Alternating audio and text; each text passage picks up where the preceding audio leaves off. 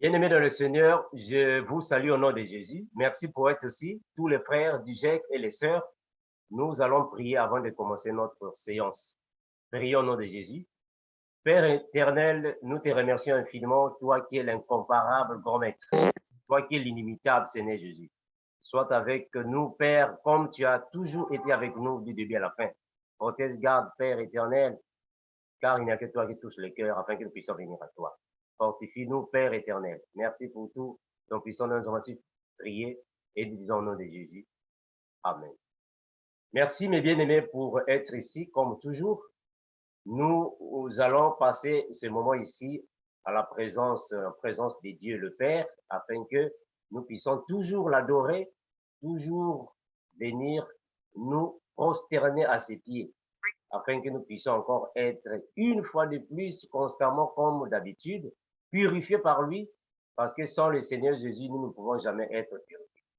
Nous donnons la parole au frère Landry qui va nous prêcher aujourd'hui.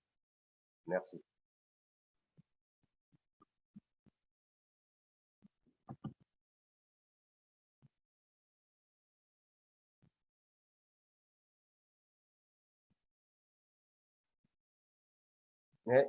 Merci, frère Landry.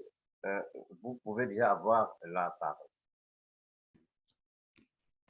Merci, frère Armando. Merci. Je salue les bien-aimés. Je suis dans la joie de retrouver la famille parce que pendant 2 week-ends, je n'étais pratiquement pas présent. Ah, vraiment. Voilà. Donc, c'est une grande joie que de retrouver les gens. Je bénis mes frères, je bénis mes sœurs qui sont comme d'habitude au bon endroit. Voilà. Donc, je me rappelle, il y a quelques jours, j'ai échangé avec le frère Éloge, que nous connaissons tous. Je discutais avec le frère Éloge dernièrement et on a essayé de partager sur un passage biblique. Voilà, et donc c'était Tite, chapitre 1er, versets 5 à 9. Ce n'est pas mon message, hein, mais c'est juste une anecdote que je raconte avant de rentrer dans mon message. Et donc, j'ai demandé au frère Eloge de lire ce passage-là. Vous pourrez le lire, vous également, mes bien-aimés, Tite 1, 5 à 9. Lorsque le frère Eloge a fini de lire, j'ai demandé au frère Eloge quelles étaient ses impressions après avoir lu ce passage biblique. Et le frère Eloge m'a dit, mon frère, j'ai peur. Voilà. Donc, le frère Eloge, après avoir lu Tite 5 à 9, me dit, j'ai peur. Vraiment, mon frère, ce passage-là m'inspire la crainte. Et effectivement, c'était la réaction appropriée que doit avoir un enfant de Dieu, en fait. Hein? Les affaires de Dieu, ce n'est pas des affaires en fait, qu'on prend à la légère. Hein? Donc, avec Dieu, il faut éprouver de la crainte pour vivre une bonne relation avec le Seigneur. La Bible nous dit, la crainte de l'Éternel est le commencement de la sagesse. Voilà. Donc, c'est très important pour un chrétien, une fois qu'on a cru au Seigneur, d'éprouver de la crainte. C'est la crainte qui te permettra même de marcher dans la sanctification plus tard dans ta vie. Hein? Voilà. Mais si tu as cru au Seigneur et que tu n'as pas éprouvé de crainte, ça veut dire que tu ne l'as pas encore connu. Hein, mes bien-aimés. Je me rappelle d'un président américain, Thomas Jefferson, qui avait dit ceci. Je tremble pour mon pays quand je me rappelle que Dieu est juste. Hein, mes bien-aimés. Donc, ça, c'est un homme politique qui avait prononcé ces paroles. Je tremble pour mon pays quand je me souviens que Dieu est juste.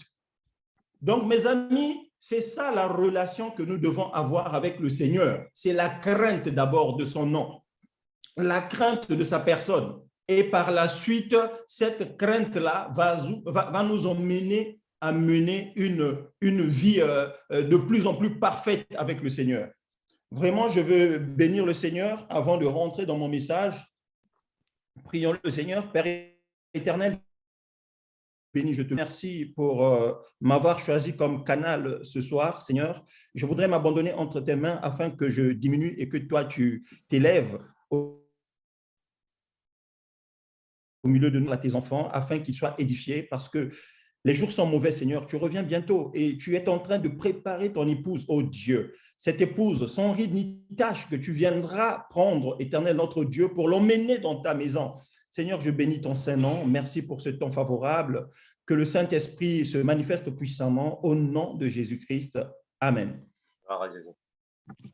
Mais bien aimé, j'aimerais qu'on lise un passage, et c'est après ce passage que je donnerai le petit thème de mon message ce soir. Frère Armando, si tu peux nous aider à la lecture. Donc, nous sommes dans Luc 4. Luc chapitre 4. Nous allons lire les versets 1 à 12. C'est long, mais on va faire une simple lecture. Hein. C'est un passage que nous connaissons. Luc chapitre 4, le verset 1er, c'est ça? Oui, 1 à 12. Luc 4, 1 à 12. La Bible déclare ainsi. Jésus, rempli du Saint-Esprit, revint du Jourdain et il fut conduit par l'Esprit dans le désert, où il fut tenté par le diable. Pendant 40 jours, il ne mangea rien d'autant durant ces jours-là. Et après qu'ils furent écoulés, il eut faim. Le diable lui dit, si tu es fils de Dieu, ordonne à cette pierre qu'elle devienne du pain. Jésus lui répondit, il est écrit, l'homme ne vivra pas de pain seulement, mais de toute parole de Dieu. Le diable, l'ayant élevé, lui montra en un instant tous les royaumes de la terre et lui dit, je te donnerai toute cette puissance et la gloire de tous ces royaumes, car elle m'a été donnée et je la donne à qui je veux. Si donc tu te prosternes devant moi, elle sera toute à toi. Jésus lui répondit, retire-toi de moi, Satan, car il est écrit, tu adoreras le Seigneur ton Dieu et tu le serviras lui seul.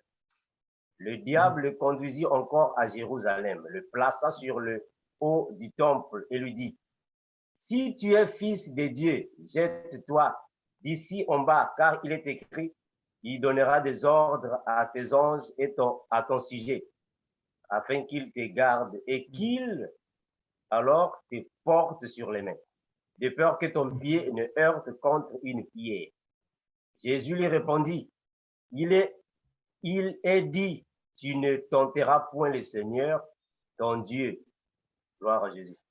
Oui, on peut terminer avec le verset 13, mon frère Armando, pour que ce soit complet. Le verset 13 dit ainsi, après l'avoir tenté de toutes ses manières, le diable s'éloigna de lui jusqu'à un moment favorable. Amen. Gloire à Jésus pour cette lecture. Donc, je disais que c'est un passage que nous connaissons tous, hein, Jésus qui est tenté voilà, au désert. Pourquoi j'ai choisi ce message? Pourquoi j'ai choisi ce passage, en fait? Moi, ce soir, en fait, Dieu m'a mis à cœur de parler de l'intégrité du chrétien. Dieu m'a mis à cœur de parler de l'intégrité. C'est sûr que beaucoup sont en train de se poser la question de savoir, mais c'est quoi encore ça, l'intégrité? Hein? Qu'est-ce que cela peut bien vouloir dire? Voilà. Vraiment, j'ai choisi de prendre l'exemple du Seigneur qui est la tête de l'Église, et puis après, on va descendre vers les autres, vers les humains que nous sommes. Le Seigneur, notre Seigneur Jésus, a été tenté par le diable, mes amis. Jésus-Christ a été tenté par le diable. Pourquoi nous avons pris cet exemple? Eh bien, parce que Jésus, qui était Dieu et qui était 100% homme et 100% Dieu, dans les 100% hommes qu'il était, a pu être tenté par le diable. Comme toi, mon frère, tu es tenté par le diable, comme toi, mon frère, tu es tenté par le diable. Donc, Jésus aussi, avec un corps charnel, a été tenté par le diable. Mais en lisant ce passage, nous apprenons une chose, c'est que Jésus ne s'est pas fait avoir par le diable. Il ne s'est pas laissé convaincre. D'aucuns diront, c'est parce qu'il était Dieu. Nombreux diront que Jésus, non, mais Jésus, lui, est bon. Enfin, lui, on pouvait pas, Satan ne pouvait pas l'avoir parce qu'il était Dieu. Mais n'oublions pas que la Bible nous dit qu'il était 100% homme. et que nous savons que la chair est corrompue. Mes amis, la chair est corrompue. Donc, même le Seigneur avait ce corps corrompu pendant qu'il était sur terre, pendant qu'il a marché parmi les hommes. Donc, ce n'est pas une excuse de dire que Jésus était Dieu. Et même, si nous disons que Jésus était Dieu et que nous aussi disons qu'aujourd'hui, nous sommes convertis, et comme Paul, si nous aussi nous disons que ce n'est plus nous qui vivons, mais c'est Christ qui vit en nous, ça veut dire qu'on n'a plus d'excuses de tomber dans le péché ou de succomber à la tentation. Amen. Voilà. Donc, en fait, qu'est-ce que j'aimerais dire par là? Jésus était l'exemple parfait de l'intégrité. Être intègre, c'est quoi? Être intègre, si nous parcourons le Larousse ou le dictionnaire, nous allons lire que être intègre, intègre, c'est être entier, c'est être honnête, c'est en quelque sorte être parfait, c'est en quelque sorte être, comment dire, incorruptible. Donc, l'intégrité, c'est ça en fait, c'est être incorruptible, c'est être rigoureux. Nous voyons ici pendant l'échange, pendant que Jésus est en train d'échanger avec Satan, nous voyons pendant qu'il est en train d'échanger avec le diable, Jésus est rigoureux dans sa démarche. Le diable l'emmène quelque part dans une tentation, mais il riposte. Et qu'est-ce qui permet au Seigneur, en fait, de résister à toutes ces sollicitations du diable? Mes amis, c'était l'intégrité. Jésus était un homme intègre. Voilà pourquoi il lui dit à la fin, non, plutôt quelque part, tu adoreras le Seigneur, ton Dieu, et tu le serviras lui seul. Ça, c'est l'intégrité, mes amis. Donc, Jésus était l'exemple parfait de l'intégrité, d'être un homme intègre. Mais nous voyons que, comme je disais tout à l'heure, d'aucuns diront que Jésus, lui, il pouvait résister à la tentation parce qu'il était 100% homme, il était 100% Dieu. Avant d'en arriver là, je vais certainement expliquer quelque chose, mais je voudrais qu'on prenne un autre passage pour comprendre ce qu'est l'intégrité en fait. Frère Armando, nous allons dans Hébreux 4, 15. Hébreux 4, verset 15. Hébreux 4, 15. Oui, ce passage-là va nous éclairer un tout petit peu. La parole déclare ainsi. Car nous n'avons pas un souverain sacrificateur qui ne puisse compatir à nos faiblesses. Au contraire, il a été tenté lui-même, comme nous, en toutes choses, sans commettre de péché. Amen. Gloire à Jésus.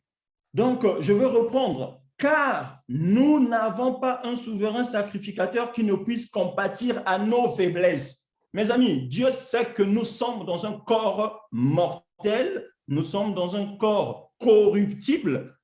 Et ici, il est en train de nous rappeler, Paul est en train de rappeler aux Hébreux que nous n'avons pas un souverain sacrificateur qui ne puisse compatir à nos faiblesses.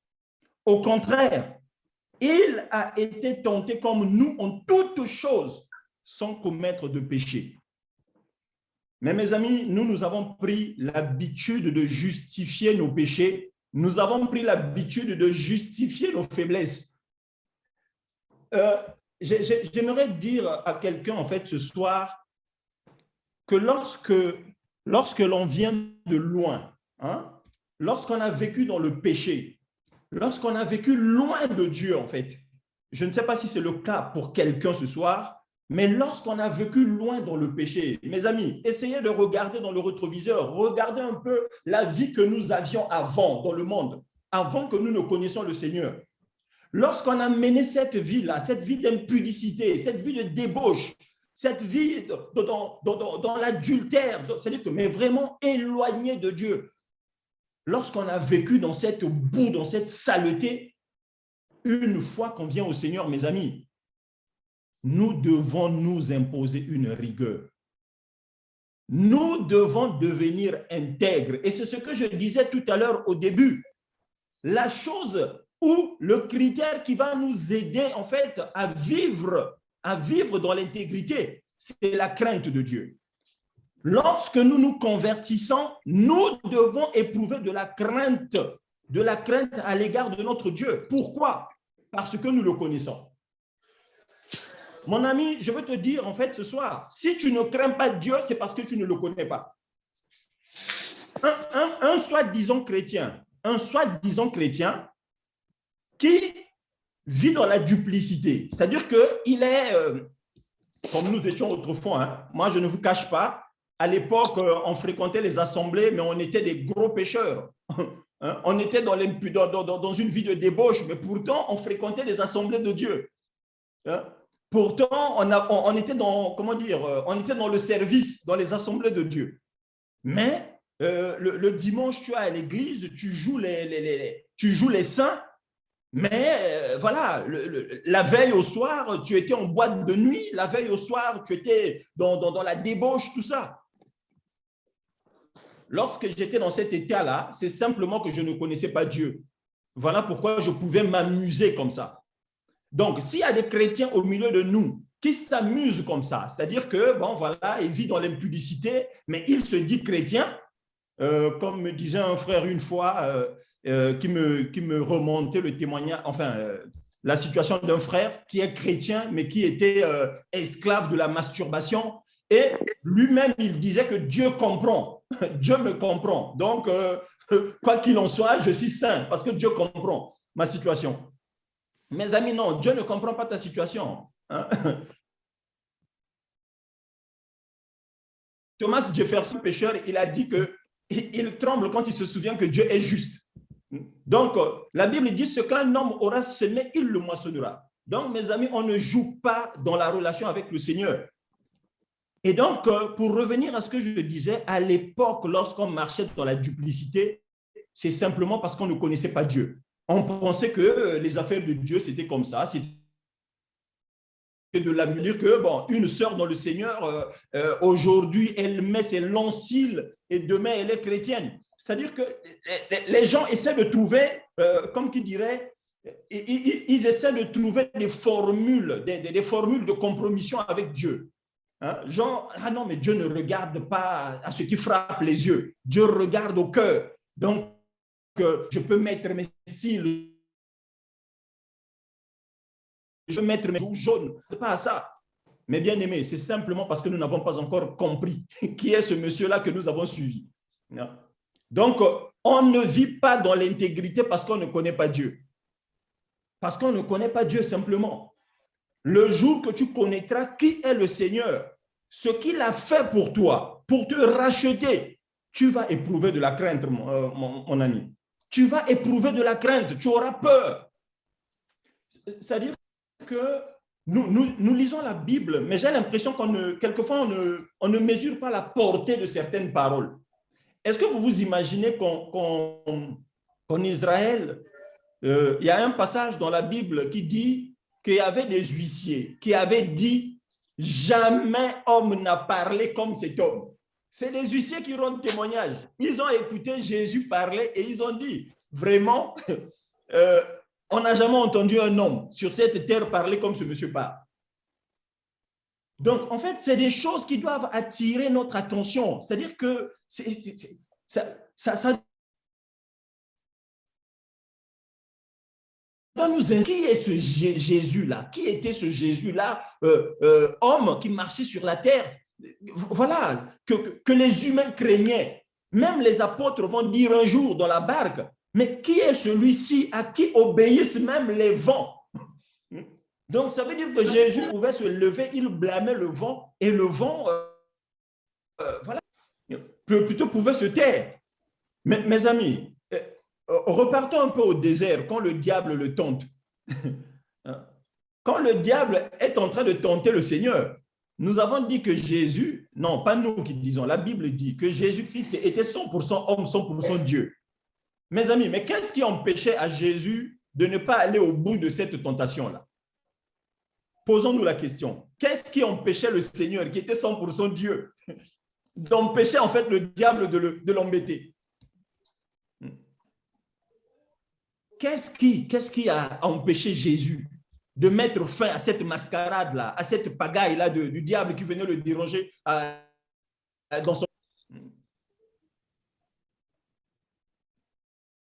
Ce qui se passe aujourd'hui, mon bien-aimé, c'est que toi et moi sommes tentés aujourd'hui.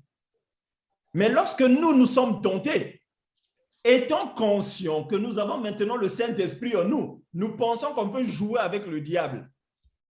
C'est ça qui se passe aujourd'hui. Dieu a été intègre, Jésus-Christ a été intègre même pendant l'épisode de cette tentation-là. Il était intègre. Il n'a pas voulu jouer avec les choses célestes. Mais toi et moi, aujourd'hui, quand le diable vient nous tenter, mes amis, il y a des chrétiens qui jouent avec le péché, en fait, avec la tentation. J'entendais quelquefois des femmes dire, excusez-moi mes sœurs, hein, ce n'est pas pour vous indexer, c'est juste une parenthèse, un exemple. J'entends souvent ça chez les femmes. Hein. Une sœur, c'est-à-dire qu'un homme vient lui faire la cour, la sœur sait qu'elle n'aime pas cet homme-là, que ce n'est pas son genre d'homme, mais elle va dire non, ce monsieur-là a de l'argent, je veux bouffer son argent seulement, mais je ne sortirai pas avec lui. J'entendais ça souvent dans le monde, et jusqu'à aujourd'hui ça existe, hein. Il y a beaucoup de femmes qui réfléchissent comme ça. Non, mais ce frère-là n'est pas mon genre, mais comme il a de l'argent, comme il peut me faire des cadeaux, je veux, voilà. Donc, en fait, la tentation vient et tu commences à t'amuser avec la tentation. Tu commences à caresser la tentation. Donc, il n'y a pas d'intégrité. Et nous avons dit, l'intégrité, c'est l'honnêteté, c'est la rigueur. Un enfant de Dieu ne caresse pas le péché. Un enfant de Dieu ne joue pas avec le péché, comme on peut jongler avec un œuf. Parce que si cet œuf-là tombe, il va se casser. Un enfant de Dieu ne joue pas avec le péché. Donc, il nous faut être intègre, il nous faut marcher dans l'intégrité. Nous ne devons pas trouver des échappatoires. Non, Jésus n'a pas péché parce qu'il était 100% homme. Non, ici, Hébreux 4, le verset 15 nous a dit que Dieu lui-même est conscient de nos faiblesses. Et même l'apôtre Paul le dit à juste titre là-bas aux Romains. Il dit aucune tentation ne surviendra sur vous que vous ne puissiez supporter. Et quand bien même cette tentation arrivait, celle qui sera plus forte que vous, Dieu lui-même vous donnera le moyen d'en sortir. C'est ce que nous dit la parole de Dieu, mes amis. Donc, un chrétien doit s'efforcer de marcher dans l'intégrité. Et cela passe par la crainte du Seigneur. Mes amis, les chrétiens sont appelés à être comme Jésus. On n'a pas le choix. Si tu sais, quand tu t'es converti, si tu as su qui est Jésus, la deuxième chose que tu dois savoir, c'est que tu dois être comme Jésus. Je sais plus, mais à partir du moment où je sais en qui j'ai cru, je dois maintenant me conformer à cette personne-là. Je dois maintenant vivre comme cette personne-là. Et mes amis, pour vivre comme Jésus, si tu n'as pas de rigueur, tu ne peux pas y arriver. Ce n'est pas de l'orgueil, mais on peut vivre comme Jésus. Il y a des hommes qui se sanctifient, mes amis. Il y a des hommes qui se sanctifient. Ne trouvons pas des échappatoires, ne nous donnons pas des raisons. Ça s'appelle la compromission. Ça s'appelle simplement la compromission. C'est-à-dire que, bon, tu raisonnes et tu te dis, bon, enfin, Dieu lui-même comprend. Hein? Dieu lui-même comprend. Comme disait le frère Armando, la chair est faible. Hein? Ça s'appelle la compromission. Ne nous appuyons pas sur la chair, parce que la Bible même nous dit, marchez selon l'esprit et vous n'accomplirez pas les désirs de la chair. Donc, mes amis, nous n'avons pas de raison. Nous ne devons pas dire la chair. Oh non, mais vous savez, nous sommes faits de chair. Mes amis, mais toi et moi, chrétiens, nous savons que cette chair-là est corrompue. Nous savons que cette chair-là ne peut pas obéir aux choses célestes. Nous savons que la chair ne peut pas obéir aux choses de Dieu. Ce n'est pas possible. Impossible, la Bible nous dit. La chair ne peut pas obéir aux choses de l'esprit. Voilà pourquoi Paul nous interpelle en nous disant, marchez donc selon l'esprit et vous n'accomplirez pas les désirs de la chair.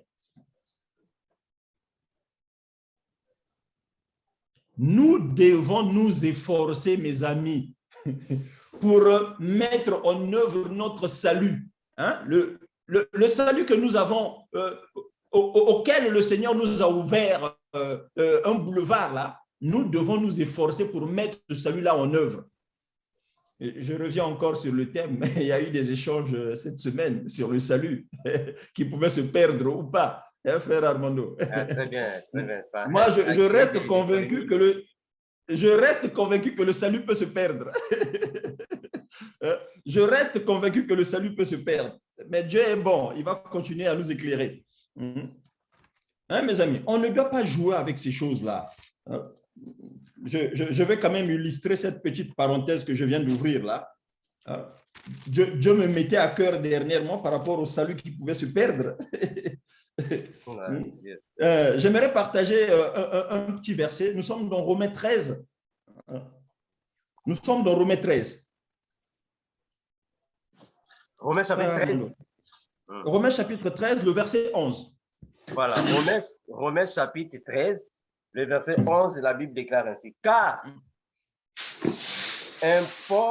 cela importe d'autant plus que vous savez en quel temps nous sommes. C'est l'heure de vous réveiller enfin du sommeil, car maintenant le salut est plus près de nous que lorsque nous avons cru. Gloire à Jésus. C'est-à-dire que j'ai lu ce verset et mes yeux se sont illuminés. Paul est en train de dire, car maintenant le salut est plus près de nous que lorsque nous avons cru. Mes amis, je ne sais pas si on lit tous cette Bible-là en français ou il y a des gens qui comprennent autre chose. Mais quand Paul dit, maintenant le salut est plus près de nous, mais il fait allusion à quoi? À la proximité. Mais s'il parle du salut qui est près, ça veut dire que le salut peut être aussi éloigné, mes amis. Voilà. Lorsque nous avons cru au Seigneur, Dieu nous avait ouvert un chemin pour le salut. Mais ce chemin-là, il faut le parcourir jusqu'à la fin. Et Paul est en train de dire, maintenant que nous avons cru, que nous avançons avec le Seigneur, le salut est dorénavant plus près de nous que lorsque nous avons cru. Lorsqu'on venait de croire, le salut était loin. Mais maintenant, le salut se rapproche au fur et à mesure, que le temps approche. Donc, mes amis, c'est pareil. C'est-à-dire que le salut peut s'éloigner jusqu'à se perdre, comme il peut se rapprocher jusqu'au jour du Seigneur, quand il viendra nous chercher. Alléluia. Donc, il y a des gens... Ne vous leurrez pas, mes amis, ne vous leurrez pas. On ne joue pas avec Dieu. Dieu est juste. C'est-à-dire qu'un bien-aimé qui persévère jusqu'à la fin ne va pas, c'est-à-dire que n'est pas traité de la même manière que celui qui ne persévère pas jusqu'à la fin. Ce n'est pas possible.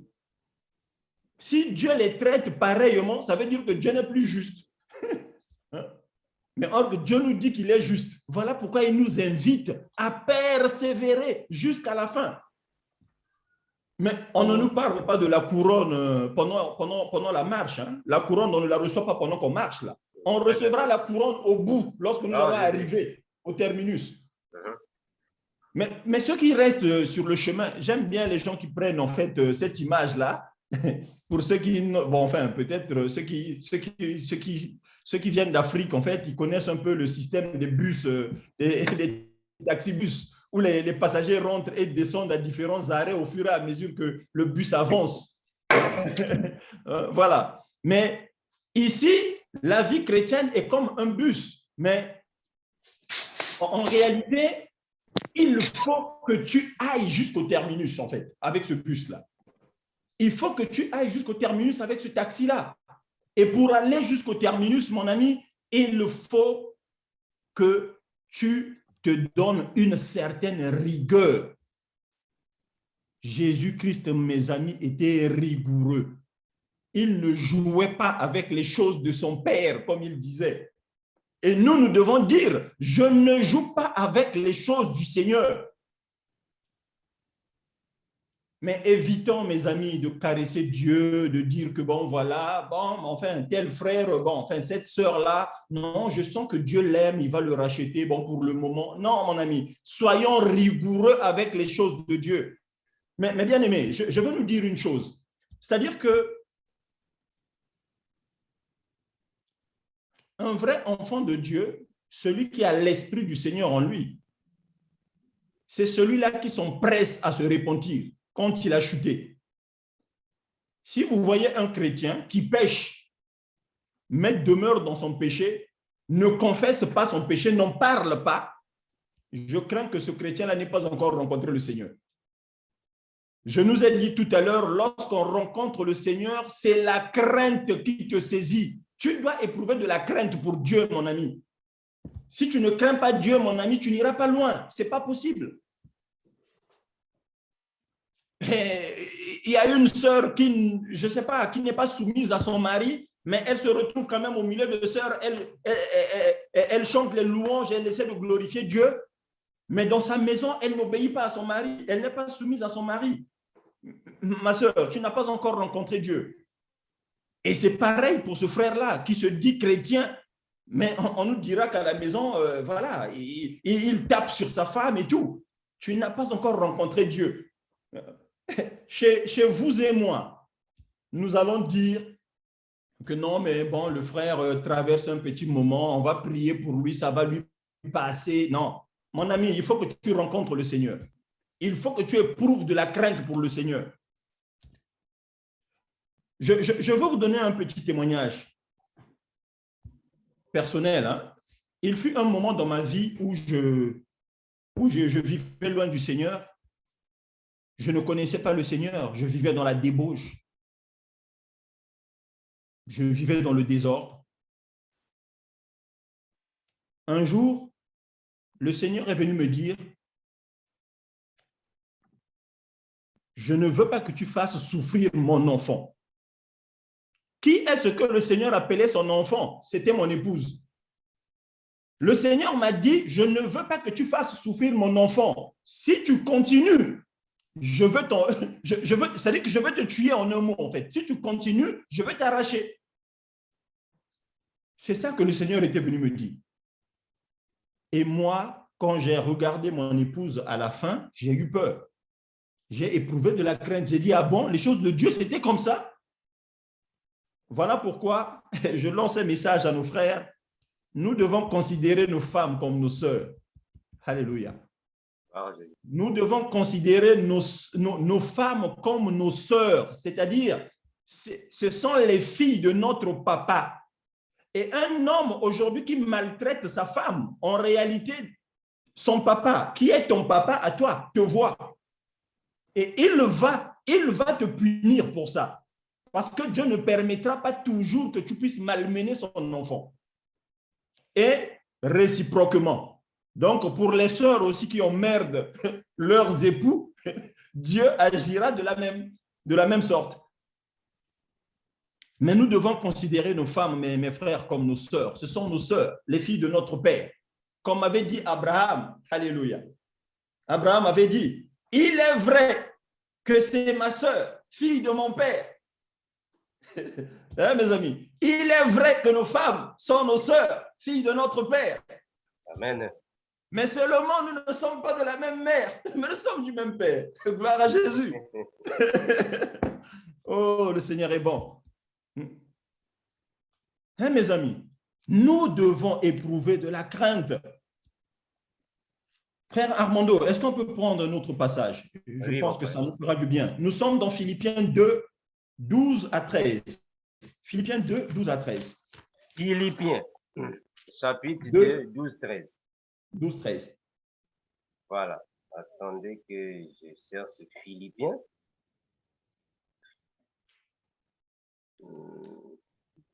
Dans la masse.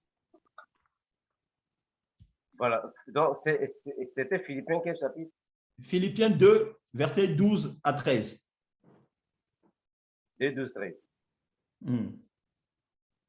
2, 2, 12, 13. La Bible déclare ainsi.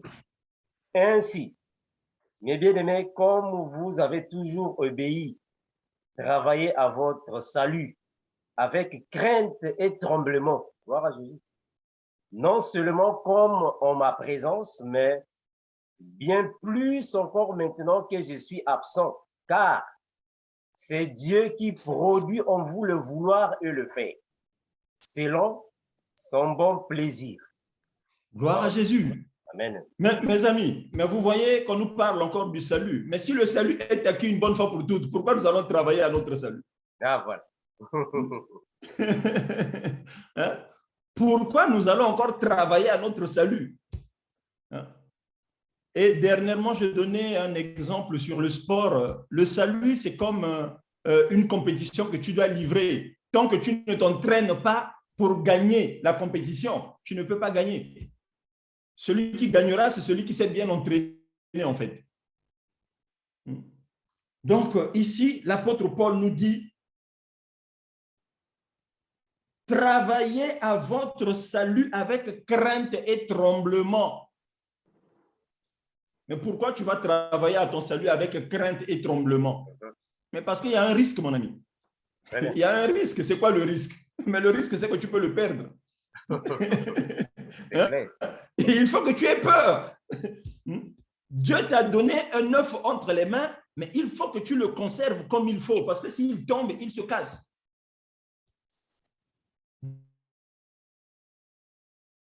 Donc, il nous dit que nous devons travailler à notre salut avec crainte et tremblement. Ce que nous avons dit tout à l'heure, quant à marcher dans l'intégrité, Paul nous dit ici que c'est Dieu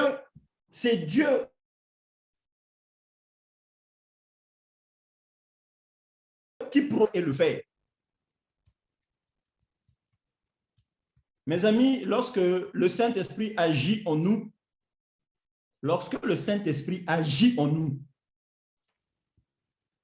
nous ferons rarement des erreurs, en fait. Mais si tu as une vie remplie d'erreurs, tu dois t'interroger, tu dois te poser des questions. Certainement que le Saint-Esprit ne travaille pas. Si tu constates que tu mènes une vie où tu ne commets que des erreurs, je parle bien des erreurs, c'est-à-dire que tu fais des choses qui te causent beaucoup de problèmes dans ta vie, tu dois t'interroger. Parce qu'un chrétien, c'est celui qui doit se remettre en cause de manière régulière. Tu dois t'interroger, mais qu'est-ce qui ne va pas avec moi? C'est certainement que le Seigneur, le Saint-Esprit, voilà, ou il n'est pas là, ou voilà. Hein? Souvenons-nous que le Saint-Esprit peut s'attrister. Le Saint-Esprit peut s'attrister et il peut quitter.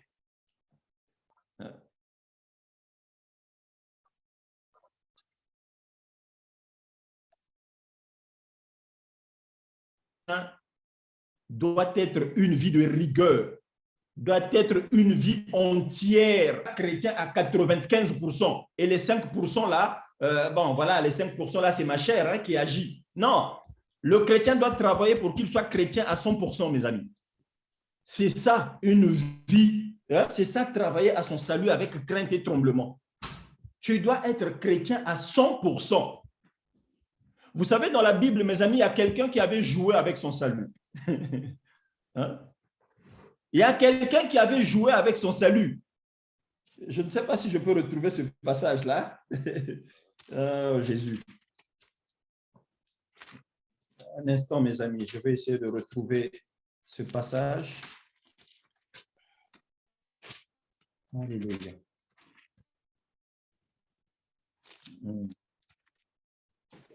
Juste un instant, nous sommes dans Juge. Je veux juste, pour illustrer ce que je suis en train de dire là, j'ai un petit passage dans Juge qui nous fera du bien.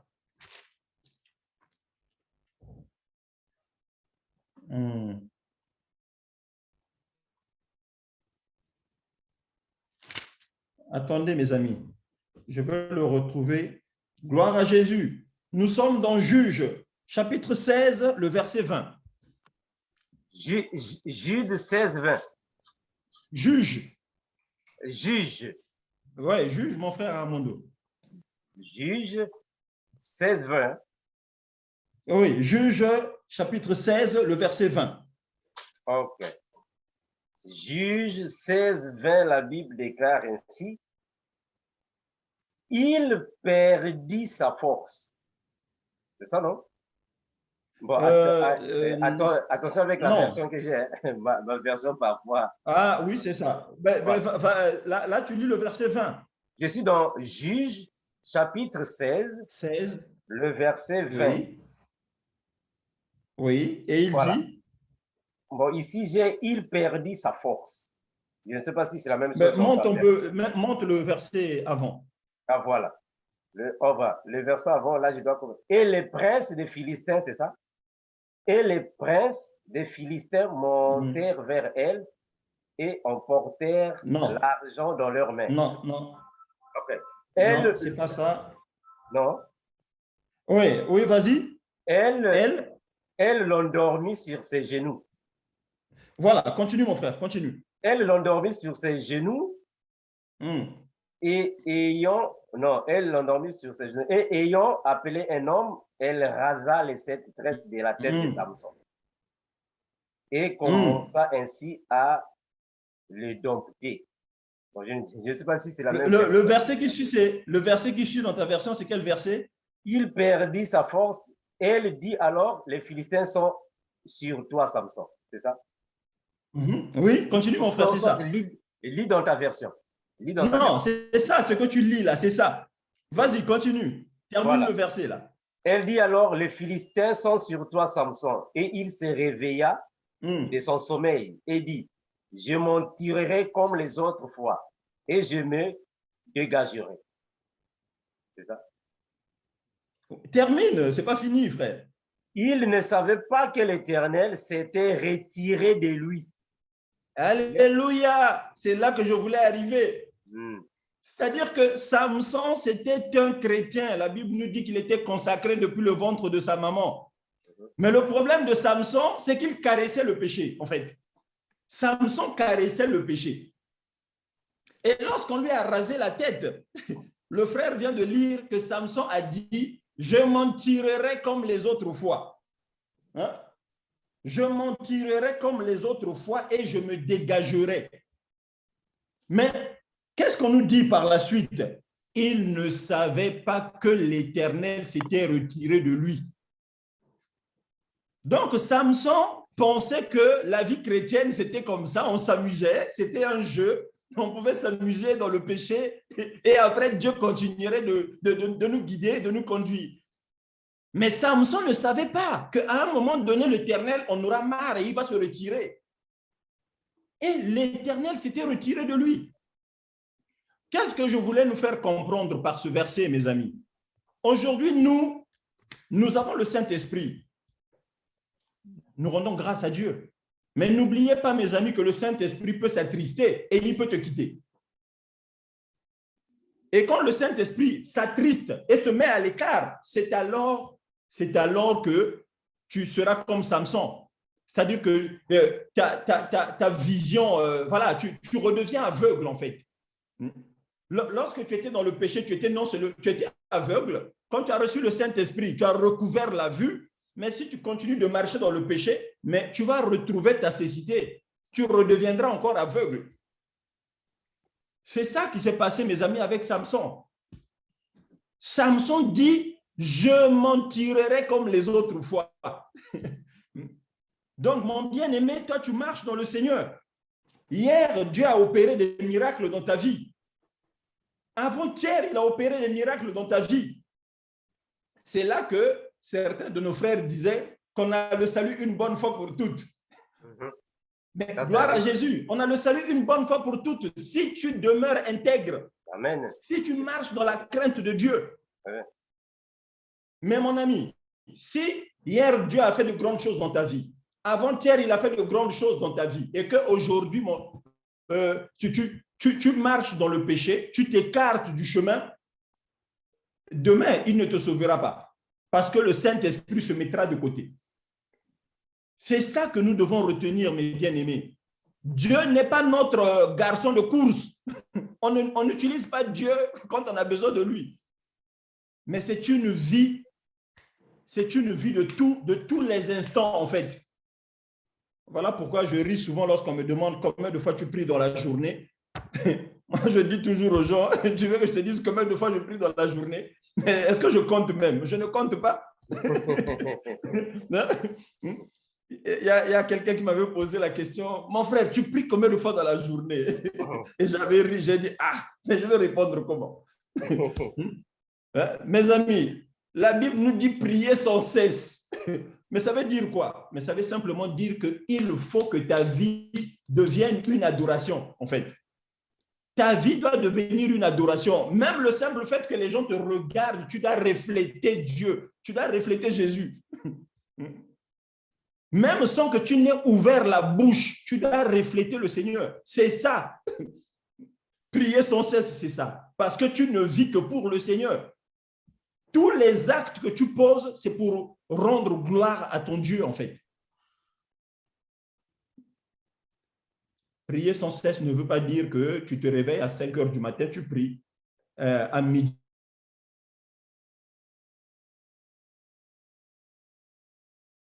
On a un problème de connexion. tu pries. 3 heures avant de dormir, tu pries. Je ne sais pas quel frère c'était dans le GEC qui me posait la question, mais mon frère Landry, mais moi je travaille toute la journée je suis à l'entreprise, mais j'ai l'impression que je n'ai pas le temps pour prier. J'ai dit non mon frère, c'est parce que tu ne veux pas prier.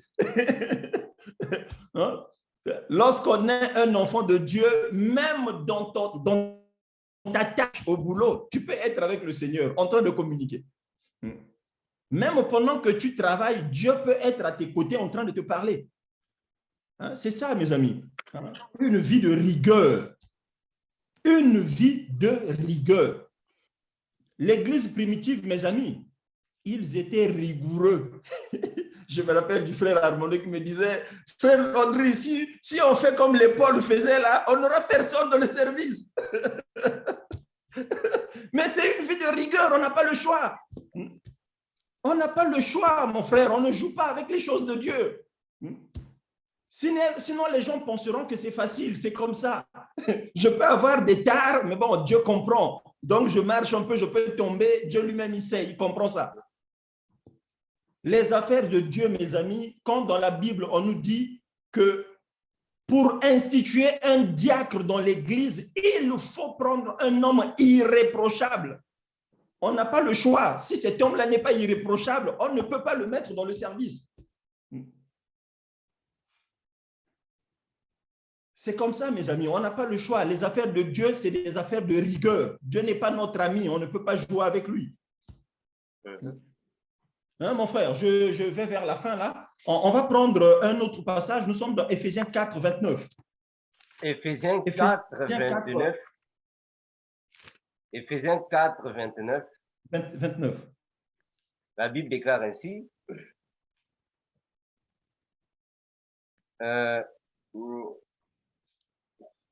Ok. Bon, je t'ai déjà dit que j'ai une version Ta version. Qui est parfois compliquée. Oui. Oui. Voilà. Éphésiens 4, 29. C'est ça, non? Oui. Oui. Éphésiens 4, 29, la Bible dit ainsi. Qu'il ne sorte de votre bouche aucune parole mauvaise. Mais s'il y a lieu, quelques bonnes paroles qui servent à l'édification et communiquent une grâce à ceux qui l'entendent. Amen. Ah, mon frère, là, on est tombé juste. Hein? On est tombé juste, c'est le même verset. Ah, vraiment. Donc, est-ce que nous voyons un peu, mes amis, la rigueur que Paul avait dans les choses de Dieu? Paul est en train de dire qu'il ne sorte de votre bouche aucune parole mauvaise. Mais nous, pourtant, nous allons justifier nos paroles mauvaises. Tu sors une mauvaise parole de ta bouche et tu vas chercher à justifier. Ah non, c'est parce que je m'étais emporté. Ah non, c'est parce que j'étais fâché. Ah non, mon frère, non, moi, on ne joue pas avec moi. Comme j'entendais souvent chez certaines sœurs. Mon frère, moi, on me connaît. Je suis une femme de caractère. On ne joue pas avec moi. Non, ma soeur, c'est parce que tu n'as pas encore connu Dieu. Le jour que tu connaîtras le Seigneur, tu vas éprouver de la crainte. Il ne sortira plus de ta bouche aucune parole mauvaise. Mes amis, nous devons nous efforcer. Nous devons nous efforcer. La Bible dit, le royaume des cieux est forcé et ce sont les violents qui s'en emparent. C'est-à-dire que nous devons nous faire violence. Ta chair te demande de faire ci, mais l'esprit au-dedans de toi, qui doit être au-dessus, va t'empêcher de poser cet acte-là, parce que l'esprit obéit à la voix du Seigneur. Hein, mes amis? Donc, Paul et les autres étaient rigoureux. Il ne doit sortir de ta bouche aucune parole mauvaise. Aucune. Je parie qu'il y a certains qui sont en train de se dire que mais mon frère Landry, mais comment est-ce possible? Mais si, c'est possible, si le Seigneur Jésus habite en toi. Hein? Si l'Esprit du Seigneur habite en toi, c'est possible. Ceux qui réfléchissent, qui cherchent des raisons, mais c'est simplement que, certainement que le Saint-Esprit n'agit pas. Nous devons nous abandonner entre les mains du Seigneur. Hein? Frère Armando, je vais terminer vraiment par un dernier passage. Nous sommes dans Job. J'avais dit qu'au début, je prenais l'exemple de l'intégrité sur notre Seigneur Jésus et je terminerai par un homme. Gloire à Jésus. Job. Chapitre 1er. Job, chapitre 1er. Le verset 8. Job 1, 8. La Bible déclare ainsi. L'Éternel dit à Satan, j'espère qu'on est sur la même page. Amen. L'Éternel dit à Satan, as-tu remarqué mon serviteur Job? Il n'y a personne comme lui sur la terre. C'est un homme intègre et droit, craignant Dieu et se détournant du mal. Gloire à Jésus. Alléluia. Alléluia. Donc, nous avons dit que nous allons commencer par le Seigneur Jésus qui était l'exemple parfait de l'intégrité. Nous allons terminer par un homme qui est Job. Et la Bible nous dit ici que Job était un homme intègre et droit. Mais en réalité, mais vous savez, le Seigneur dit,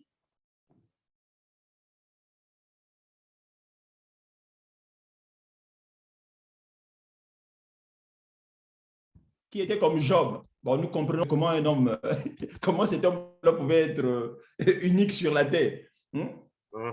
La Bible nous rend témoignage d'un seul homme sur la terre qui était spécial, c'est le Seigneur.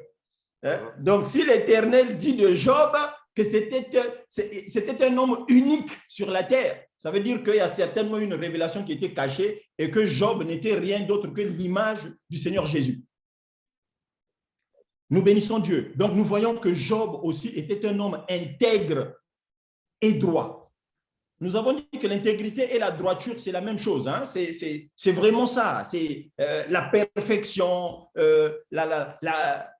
comment dire, je disais quoi tout à l'heure, être intègre, il y a le mot qui m'échappe là. C'est être entier, c'est être parfait, et c'est à ça que nous devons tendre. Pourquoi? Eh bien parce que le Seigneur nous appelle à suivre son exemple, à marcher comme lui, il a marché, parce que lui aussi, il a été homme, et lui aussi, il a été éprouvé sur la terre. Voilà, donc je vais terminer vraiment par ça. Nous sommes dans un monde qui favorise en fait les hommes corrompus.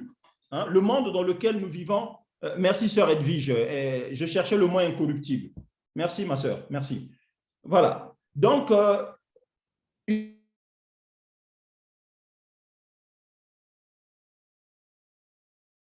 Job, des hommes qu'on ne pouvait pas corrompre. Hein? Aujourd'hui, c'est possible que nous vivions la même vie, à condition que nous fassions de notre vie une vie de crainte du Seigneur. Si nous marchons dans la crainte du Seigneur, c'est alors que nous pourrons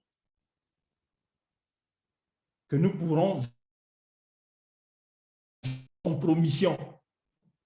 Le monde dans lequel lequel nous sommes un monde compromis. C'est un monde de compromission. C'est un monde de corruption. Et vous avez certainement remarqué que sur cette terre, les gens qui vivent bien, c'est les gens, les hommes qui vivent bien corrompus en fait. Mais nous, en tant qu'enfants de Dieu, nous avons d'autres normes à suivre, nous avons d'autres valeurs.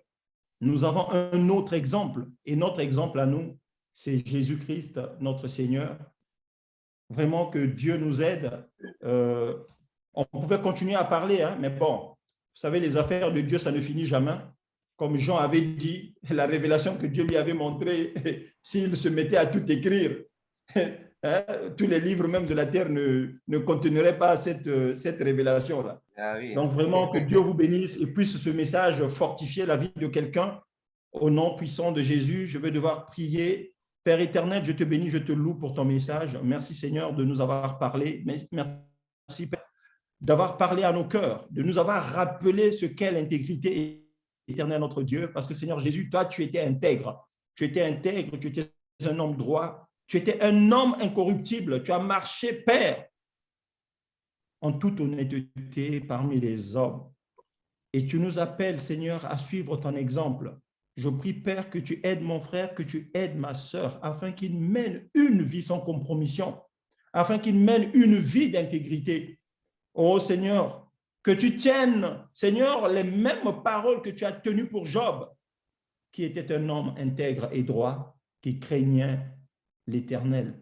Seigneur, merci, que toute la gloire te soit rendue au nom puissant de Jésus. Amen. Amen. Gloire à Jésus. Merci, frère Landry, pour ce partage. Que Dieu soit béni.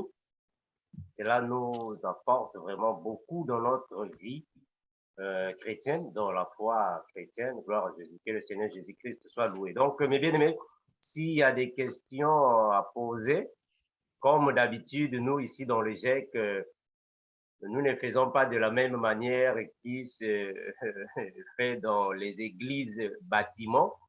Quand le pasteur prêche, le pasteur enseigne et puis c'est fini, personne d'autre ne peut parler. C'est pas ça. Nous ici, quand il y a un enseignement qui est donné, il y a une prédication qui est donnée. Les frères et sœurs, nous sommes libres de poser des questions afin d'aller encore en profondeur pour la compréhension claire des enfants de Dieu. Merci, mes bien-aimés.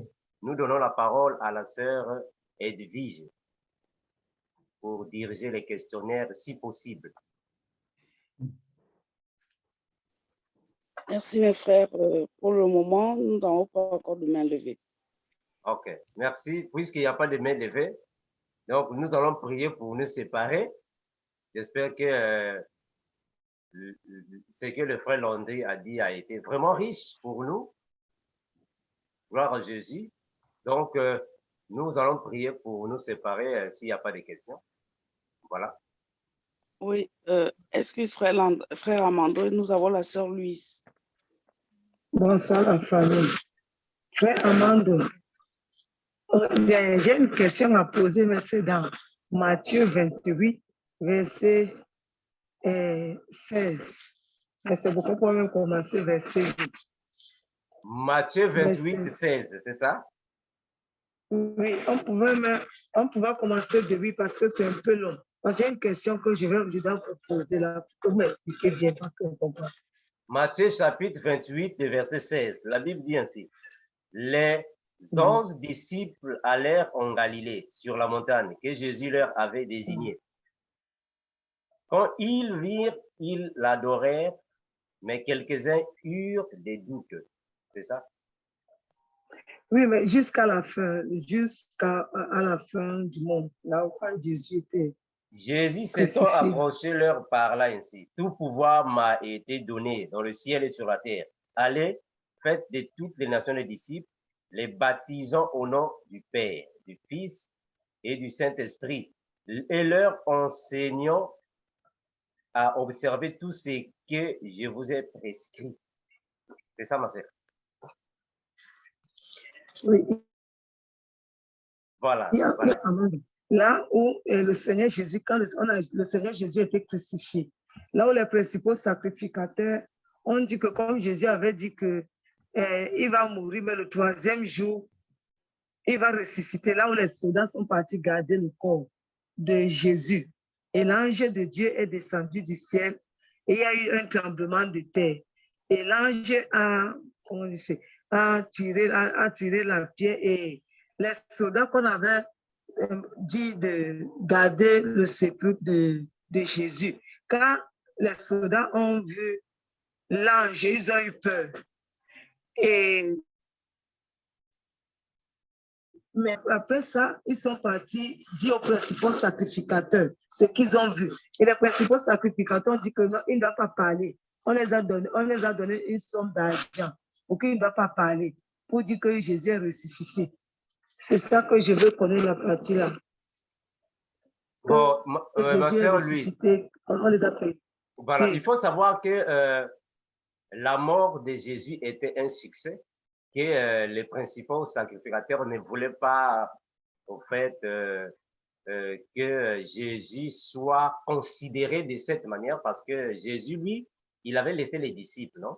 Il a laissé les disciples et quand Jésus était en vie, il avait déjà prédit sa mort, disant que je mourrai, après 3 jours, je vais ressusciter. Alors, les principaux sacrificateurs, pour empêcher cette confirmation, ils ne voulaient pas que les gens sachent que réellement, il est ressuscité. Donc, ils voulaient faire passer Jésus pour un menteur. Voilà pourquoi ils cachaient les informations. Ils cachaient que la résurrection de Jésus ne soit pas entendue par tout le monde. Voilà pourquoi ils cachaient. Non, tout ce que vous verrez, en fait, c'est comme si de rien n'était, venait pour démentir cela. Donc, ils étaient contre Jésus et étaient contre ce que Jésus prêchait. C'était une façon d'étouffer, voilà, c'est même ça le mot. C'était une façon d'étouffer la vérité. Ça va, ma sœur? Ok, merci. Voilà, Merci donc beaucoup. c'était ça, ma sœur. Donc, eux, ils étaient là pour étouffer la vérité. Mais malheureusement, on ne peut pas étouffer la vérité. La vérité va toujours paraître. Voilà. Ça c'est. Yeah. Ok, Merci, ma merci. sœur. Merci, ma sœur Lucie. Amen. La sœur Elvige.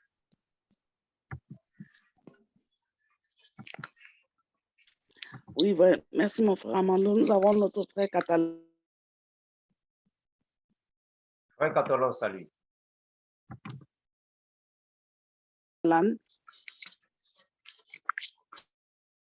Frère Catalan, salut. Comment tu vas, mon frère? Tu m'entends? Le frère Catalan doit avoir un problème de micro, de connexion peut-être. Il a fermé son micro, hein. Il a fermé son micro. Frère Catalan, ton micro est fermé, hein? Donc il n'y a pas moyen de t'entendre. Le micro est fermé. Ouvre le micro, frère Catalan, pour que nous puissions te recevoir. On ne te reçoit pas. La sœur Edwige.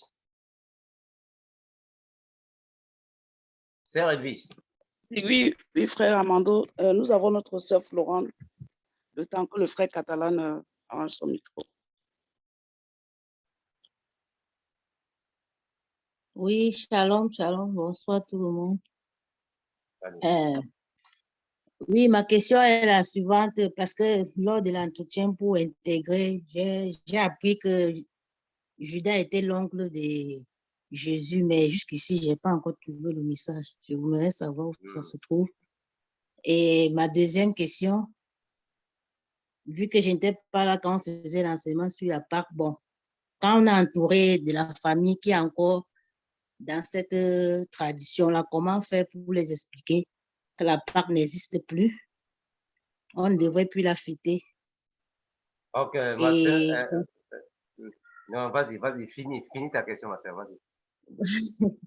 Bon, et concernant l'enseignement, comme a dit le frère Landry, que bon, si on a les mêmes erreurs chaque fois, ça veut dire qu'on doit se poser des questions. Bon, dans le cas où vous parlez tellement de Dieu et ton entourage ne l'accepte pas, est-ce que c'est aussi une erreur? C'est un peu ça, merci.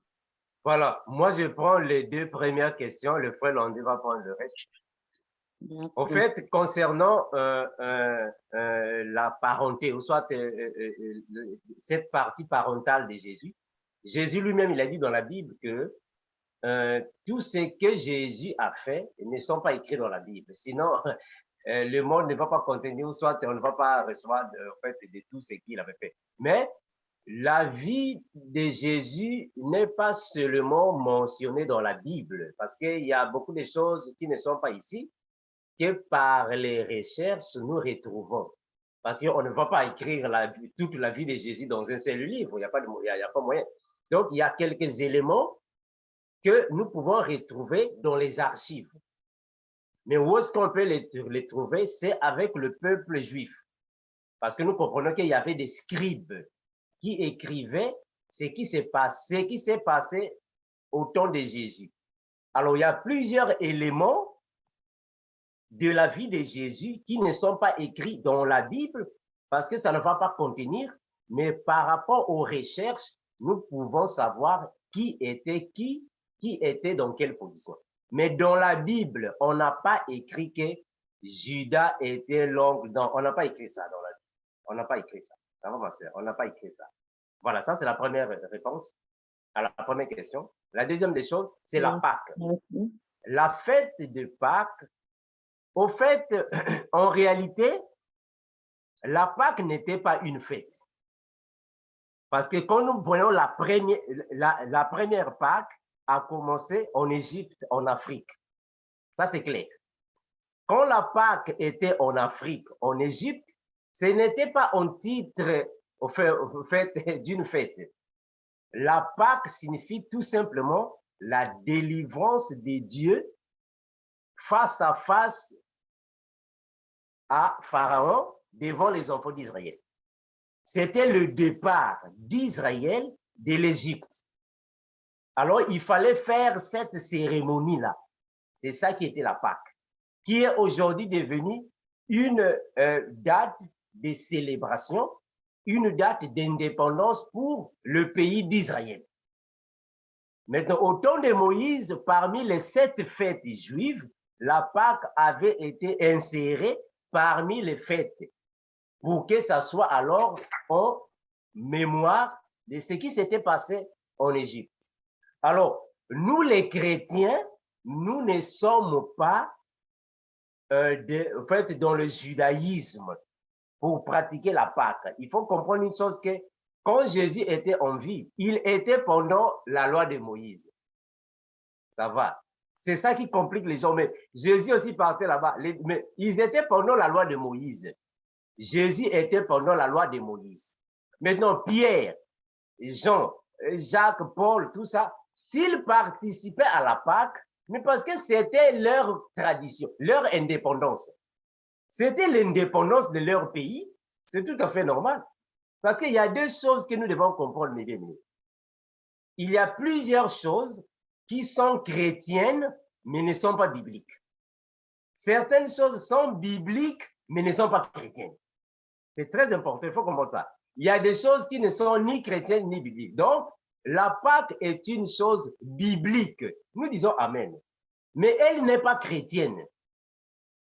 Je ne sais pas si je me fais comprendre. Elle est biblique, mais elle n'est pas chrétienne. Je donne un exemple. En Israël, tout enfant mâle devrait être circoncis à la tradition des ancêtres. C'est tout à fait normal. Maintenant, nous, aujourd'hui, est-ce qu'un homme qui n'est pas circoncis, il a commis un péché? Non, il n'a pas commis un péché. Mais en Israël, c'était une obligation. Parce que ça, c'est leur coutume, leur tradition. De la même manière avec le voile, non, le voile des femmes, non, les voiles des femmes. En Israël, une femme devait être voilée partout, même dans les supermarchés, voile. Dans les hôpitaux, voile. Même à l'école, voile. C'est leur tradition. Nous, dans le christianisme, en Jésus, le voile est quand tu veux prier, prophétiser, parler de Dieu, tu mets le voile. Mais quand tu vas dans un supermarché, tu n'es pas obligé de mettre le voile. Non, non, non, non. Tu vas à l'hôpital, tu vas à l'université avec le voile, non. Excusez-moi ça. Donc, il y a des choses qui sont chrétiennes, mais ne sont pas bibliques, ou bibliques, ne sont pas chrétiennes, ou les deux. Ça va, ma sœur. Voilà, je m'arrête par ici et je laisse les deux autres questions au frère Landry. D'accord, merci beaucoup. Bravo, Jésus.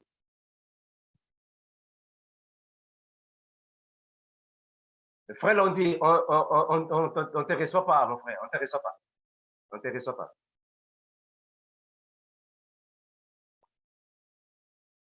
Le micro. Merci, frère Armando.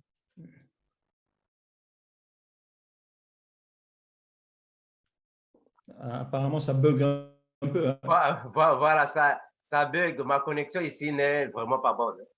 Bon, mais on va s'en faire avec Sœur Flore, est-ce que tu peux reprendre ta question? J'ai dit Sœur Flore, Sœur Florence. Tu peux reprendre ta question? Je ne l'ai pas bien comprise. Oui, je disais par rapport... Oui, mon frère Armando. Je disais, frère Landry, parce que lors de l'enseignement, vous nous avez fait comprendre que si on répète les mêmes erreurs, ça veut dire qu'on doit se poser des questions. Oui, moi, je prenais l'exemple par rapport à moi, vu mon entourage, quoi. Le fait que j'aime toujours parler de Jésus ou de Dieu, beaucoup ne l'acceptent pas et c'est comme ça que je me suis retirée. Je suis seule dans mon camp.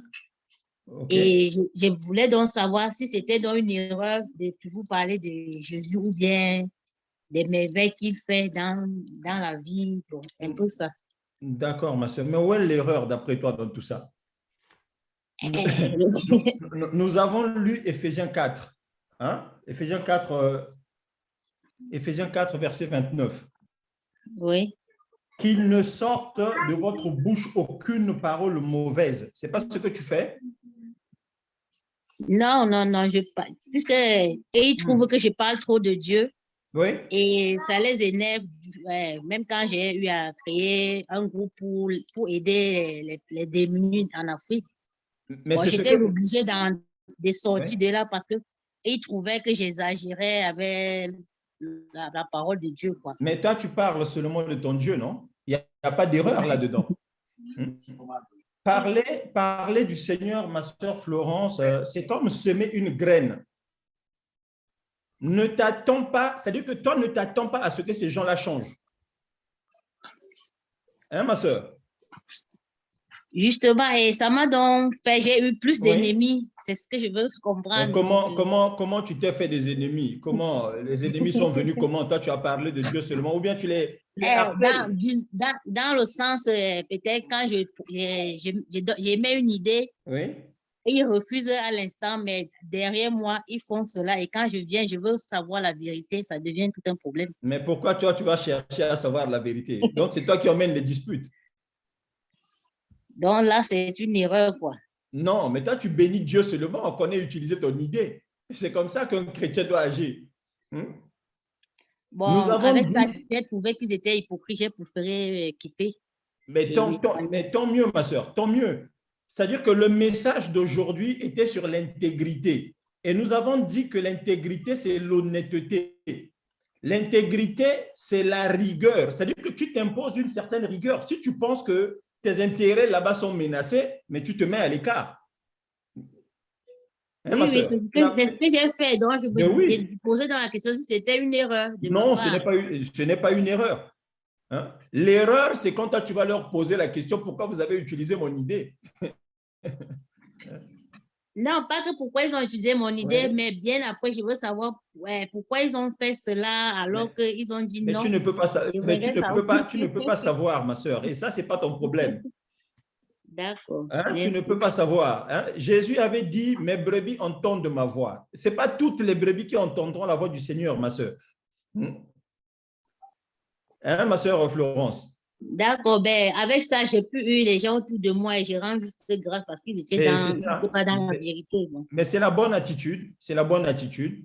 Hein? Sinon, on va poser la question au Seigneur, mais Seigneur, mais pourquoi certaines brebis n'entendent pas ta voix? Pourquoi?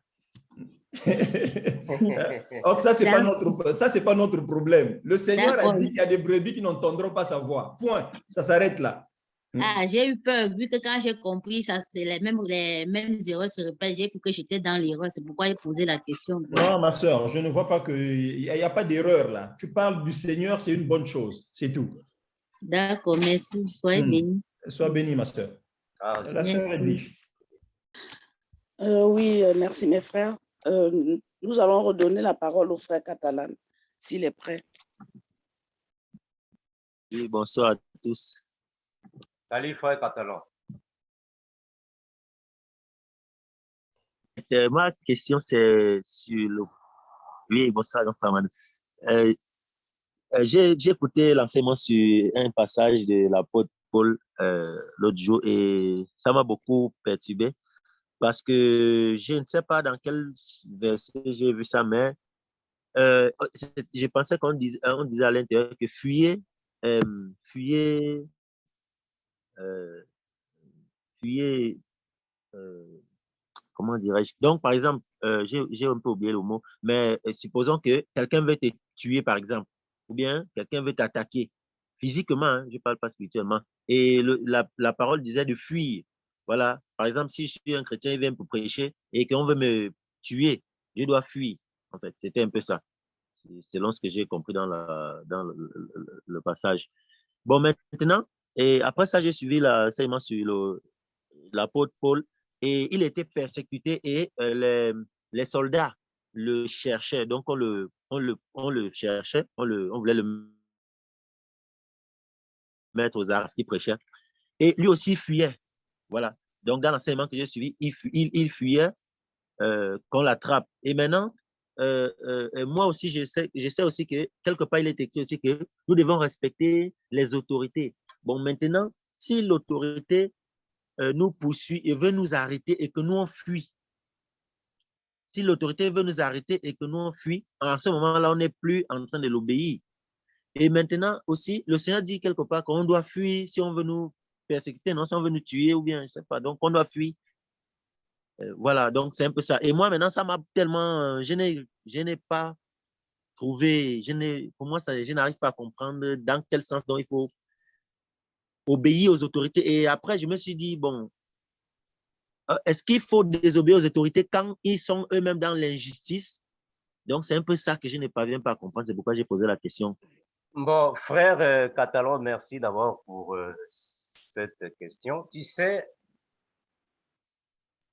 nous étant chrétiens, nous devons respecter les autorités. Mais attention, ce n'est pas parce que la Bible dit que nous devons respecter les autorités. Alors, si aujourd'hui les autorités disent que Armando, puisque tu as 3 enfants, alors tu dois tuer l'autre à tes enfants. Lundi, tu tues le premier enfant, mardi le deuxième, le troisième, parce que c'est l'autorité qui a dit non, c'est pas ça. Ce que les autorités nous disent qui correspondent à la bienveillance, on le fait. Mais qui n'est pas correct, on ne le fait pas. C'est ça, obéir. Obéir ne signifie pas dire oui à tout ce qui... Non, non, non, c'est pas ça. Ce qui est bon, nous disons oui. Ce qui est mauvais, on dit non. Ça, c'est le premier point. Le deuxième point, un chrétien ne va pas fuir la police, ou tu vas fuir la police. Est-ce que tu es un criminel? C'est comme, en fait, tu es en voiture, tu vas, tu pousses, et il y a la police qui te poursuit derrière. Toi, étant chrétien, qu'est-ce que tu fais? Non. Tu t'arrêtes. Tu dois t'arrêter. Tu dois t'arrêter et tu écoutes ce qu'on te dit. Donne la carte, tu donnes ça, tu donnes. Si tu es en fraction, on te donne une amende, tu dois payer, tu vas fuir pourquoi? Ça, c'est clair. Tu vas fuir pourquoi? Tu es un chrétien, tu vas fuir pourquoi? Non.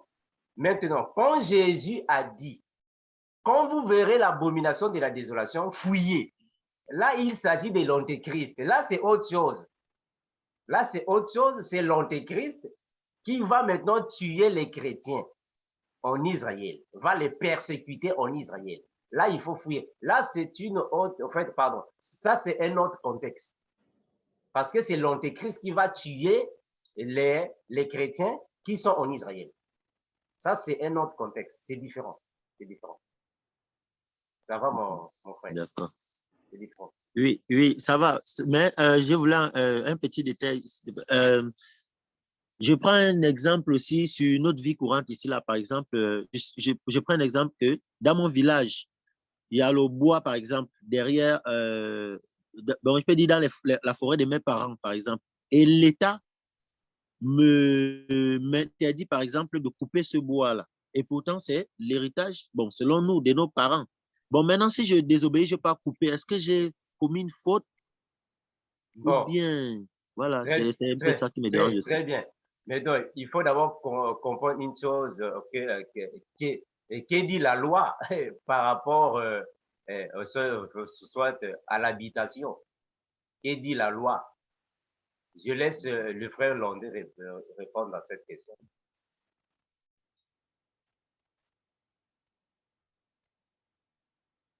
Non, frère Landé, intéressant. Non, oui, mon frère. Non, frère Catalan, très clairement, son détour, hein, c'est une désobéissance. Tu pêches quand tu le fais. Hein. Si les autorités ont interdit de couper le bois, tu ne peux pas couper.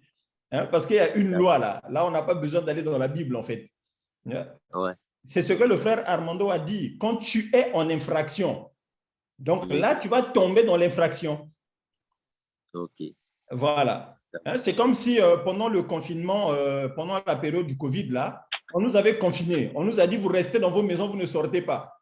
Et toi, tu te dis, non, mais moi, je sors devant ma parcelle, je suis devant ma parcelle, ça ne regarde que moi. Mais tu es en infraction. Hein, mon frère? OK. Voilà. Oui, Donc là, on n'a pas besoin d'être spirituel pour ça. Hein. Donc, obéissez aux autorités, c'est ce que nous faisons. D'accord. Voilà. OK, merci beaucoup. Gloire à Jésus. Ok, merci. Frère, nous laissons la parole à la sœur Nana. La sœur Nana. Salut mes frères et sœurs, je suis la sœur Nana. Je crois que c'est la toute première fois que les gens puissent entendre ma voix. Je suis un nouveau membre de la famille. Gloire à Jésus. Donc, j'ai une question à poser. Lorsque le frère Landry enseignait, il avait donné un exemple d'Abraham. Lorsqu'Abraham disait que Sarah était sa sœur. Donc, de quelle sœur? C'était sa sœur spirituelle comme nous tous, les enfants de Dieu, ou bien Sarah était vraiment la fille de son papa? Je peux y aller, frère? Non, vas-y, frère Landry, il n'y a pas de souci. Merci, sœur Nana. Mais vraiment, sois la bienvenue une fois de plus. Nous sommes contents de te voir. Enfin, on ne t'a pas vu, hein, de t'entendre. On ne t'a pas vu, mais on t'a entendu. Je suis à Chicago, donc tout près du frère Armando. Une fois, j'avais parlé avec frère Armando. Mais j'espère qu'on te verra un jour. Est-ce que tu nous vois, toi? Oui, je vous vois. Oh, gloire à Jésus. OK. Alors, ma sœur Nana. Oui. C'était sa sœur biologique. OK, j'avais la confusion. J'avais aussi compris. Okay. Tu as déjà lu le passage, non? J'ai déjà lu les passages, mais lorsque vous avez encore mentionné ça, je me suis dit, ça c'est une bonne question. C'est la question qui est sa sœur spirituelle ou bien sa sœur. Donc, ça a mis un peu la confusion. OK, nous avons abordé l'aspect spirituel dans la révélation. OK. Parce qu'aujourd'hui, la sœur Nana ne peut pas épouser son frère biologique.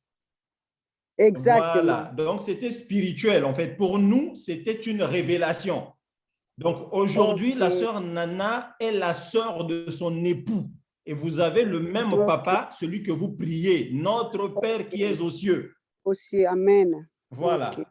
C'était simplement ça, ma sœur. Mais c'était sa vraie sœur, hein, biologique. Ils étaient du même père. Mais Abraham avait beaucoup de femmes, en fait. OK.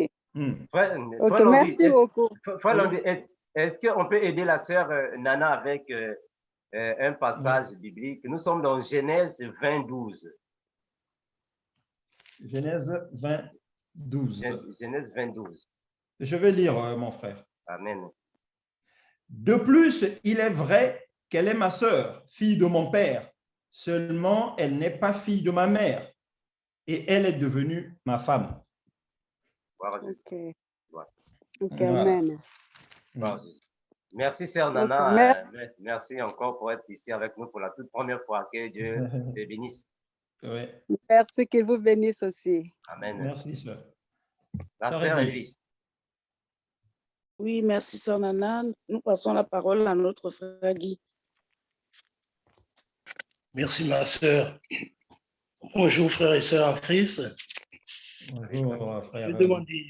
Je vais demander au frère Landry, s'il te plaît, s'il peut nous lire et Luc, chapitre 4, versets 1 et 2. Puis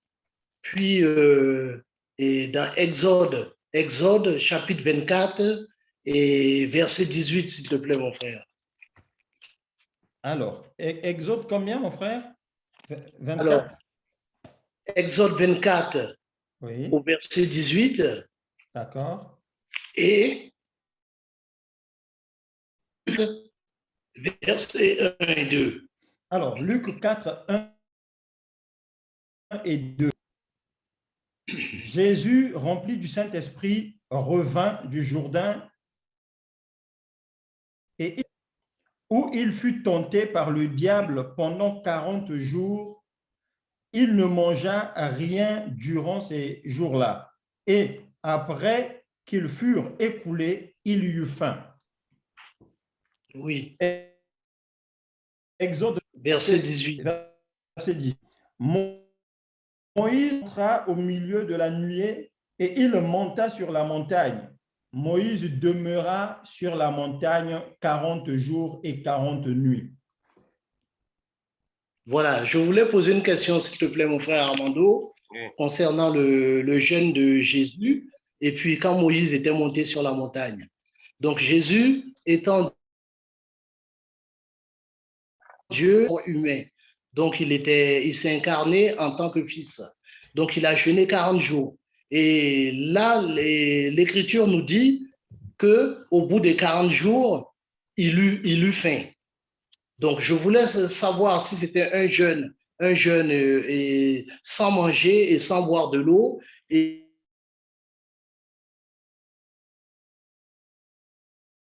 Oh, la connexion bug. Hein. Et ici, mais on ne dit pas qu'il eut faim. Donc, je pense qu'il a bu, il n'a pas mangé. Voilà. Bon, le frère Guy, la connexion bug un peu, mais j'ai compris la question. Au fait, depuis que la Bible a commencé, dans Genèse jusqu'à Apocalypse, il n'y a que 3 personnes qui ont fait les jeûnes de 40 jours. La première personne qui a jeûné pendant 40 jours, c'est notre frère, le bien-aimé Moïse, sans manger ni boire. La deuxième personne, c'est le prophète Élie, sans manger ni boire. Et le Seigneur Jésus est venu accomplir Moïse et Élie sans manger ni boire. C'est fini. Il n'y a que ces 3. C'est tout. D'accord. Ok.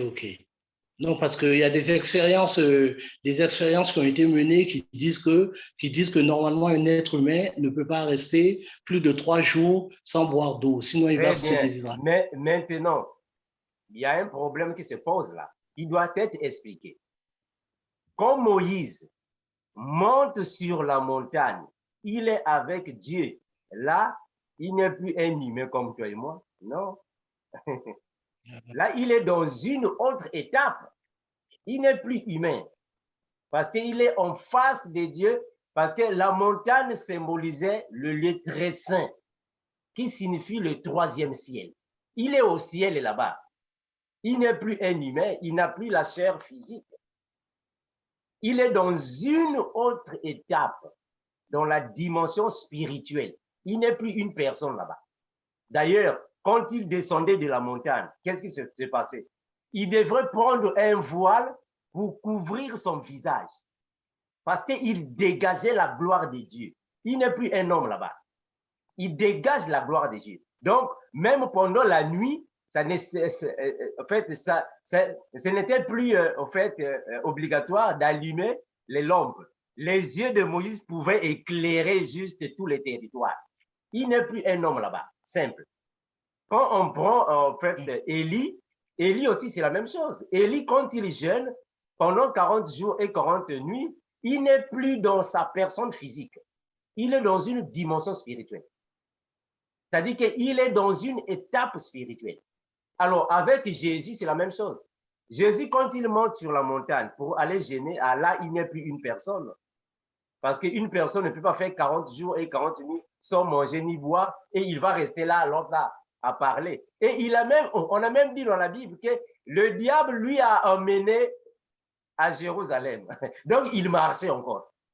Là, il est dans la dimension spirituelle. C'est-à-dire qu'il est dans l'étape céleste. Il n'est plus une personne physique. Il est dans l'esprit. Et il n'y a que les trois qui ont fait cela. Personne d'autre ne l'a fait. Personne. Ça va, mon frère Guy? D'accord, merci mon frère. J'ai une deuxième question à poser, je ne serai pas trop long, s'il te plaît. C'est par rapport à la Pâque également. Si mon frère Marc et mon frère Landry peut lire dans Marc au chapitre 14 et au verset 25. S'il te plaît, mon frère Landry. Marc 14, 25. 14, verset 25. Oui. Je vous le dis en vérité, je ne boirai plus jamais du fruit de la vigne jusqu'au jour où je le boirai nouveau dans le royaume de Dieu. Amen. Donc, et par rapport à la question que la sœur t'a posée tout à l'heure pour te demander, et mon frère Armando aussi, nous les chrétiens, on ne doit pas célébrer la Pâque. Mais là, je voulais que tu m'expliques. Et Jésus, il a dit, et jusqu'à ce que j'en boirai de nouveau dans le royaume de Dieu. Donc, il y a une Pâque qui est célébrée aussi dans le royaume de Dieu et durant la période de la Pâque. Maintenant, la Pâque là, est-ce que, bon, la question à se poser, c'est celle de savoir, est-ce que la Pâque là, elle est toujours physique ou elle est redevenue spirituelle? C'est ça maintenant la question à se poser. La question que nous devons nous poser maintenant, c'est celle-là. La Pâque qui était terrestre, elle était physique. Nous disons Amen. Mais la Pâque dont Jésus parle là-bas, ce n'est plus physique, c'est maintenant spirituel. Pourquoi nous le disons? Mais parce que quand Jésus-Christ se ressuscite, Marie a voulu toucher Jésus. Jésus a dit à Marie, ne me touche pas. Pourquoi? Parce qu'il devait d'abord monter dans le lieu très saint pour asperger le sang. Mais cette fois-ci, le sang-là n'est plus physique, comme le sang d'Aaron des animaux. Là maintenant, c'est un tabernacle ou soit une sacrificature spirituelle. Donc pour nous, le vin là, c'est la parole de Dieu. C'est ça le problème. Donc, le vin là, maintenant, c'est la parole de Dieu. Donc, quand Jésus dit « mangez ma chair et buvez mon sang », pour nous, la chair là, c'est la parole. Donc, pendant que nous sommes ici, donc, on a commencé de manger il y a longtemps, frère. On a commencé à manger il y a très longtemps. C'est ça la parole, c'est la nourriture de l'esprit pour nous. Donc, nous sommes en train de manger la chair de Jésus. Ça va, mon frère? D'accord. Oui, merci.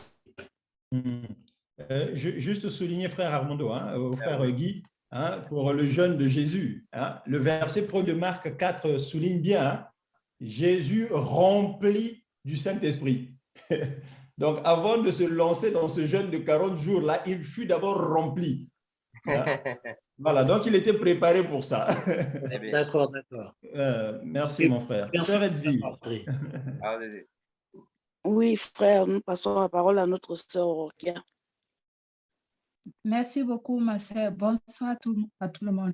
Salut, oui, je voulais, c'était pas question, c'était un petit témoignage de la part de frère André qui a dit qu'il y avait les femmes qui disaient à ces paroles-là, j'étais une de ces femmes-là qui disait, je suis femme en caractère. Oui, par la grâce du Seigneur Jésus-Christ, quand je l'ai rencontré, Seigneur, et à ces femmes en caractère, ils s'enfuient. Et par la grâce du Seigneur Jésus-Christ, je voulais rendre à ces témoignages parce que je dis plus à ces paroles depuis quand j'ai rencontré le Seigneur Jésus-Christ. Gloire à Jésus. Et gloire au Seigneur Jésus-Christ et voilà, qu'il soit béni. Merci, sœur Orokia. Amen, amen. Merci, sœur Orokia. Mes sœurs, vraiment, je souligne ça. Arrêtez de dire je suis une femme de caractère. Il y a des paroles qui ne doivent pas sortir de la bouche d'un enfant de Dieu. Hein? J'entends ça souvent chez les sœurs. Moi, on ne joue pas avec moi. Si tu parles, je parle. Il ne faut plus jamais dire ça. C'est pas pour, ça ne vient pas du Seigneur, ça. Merci, sœur Orokia. Sois bénie. C'est bien aimé. Au fait, quand une femme dit que je suis une femme de caractère, en un mot, elle est en train de dire que je suis une femme qui ne supporte pas la soumission. En un mot. Donc, tu as un caractère. Donc, c'est-à-dire que tu ne laisses pas passer là. Donc, avec toi, la soumission là n'a pas de place. C'est ça, au fait. Je suis une femme de caractère, c'est-à-dire que je n'admets pas la soumission. Mais non, la soumission, c'est ça que Dieu a donné à la femme. Donc, la femme ne peut pas être une femme de caractère. Non, non, non, c'est pas ça. Parce que quand on vient dans le Seigneur, le caractère est brisé. Mais comment est-ce que toi, tu as toujours ton caractère? Le caractère doit être brisé. Alors, si tu es toujours dans le caractère là, donc tu n'es pas encore brisé, c'est clair. Merci, sœur Orokia. La sœur Edwige. Okay. Merci, ma sœur. Nous passons la parole à notre sœur Amandine.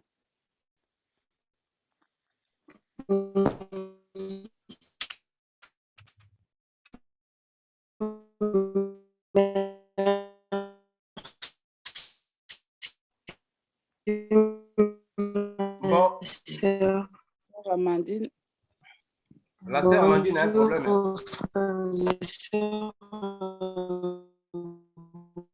La sœur Edwige, la sœur Amandine a un problème de connexion.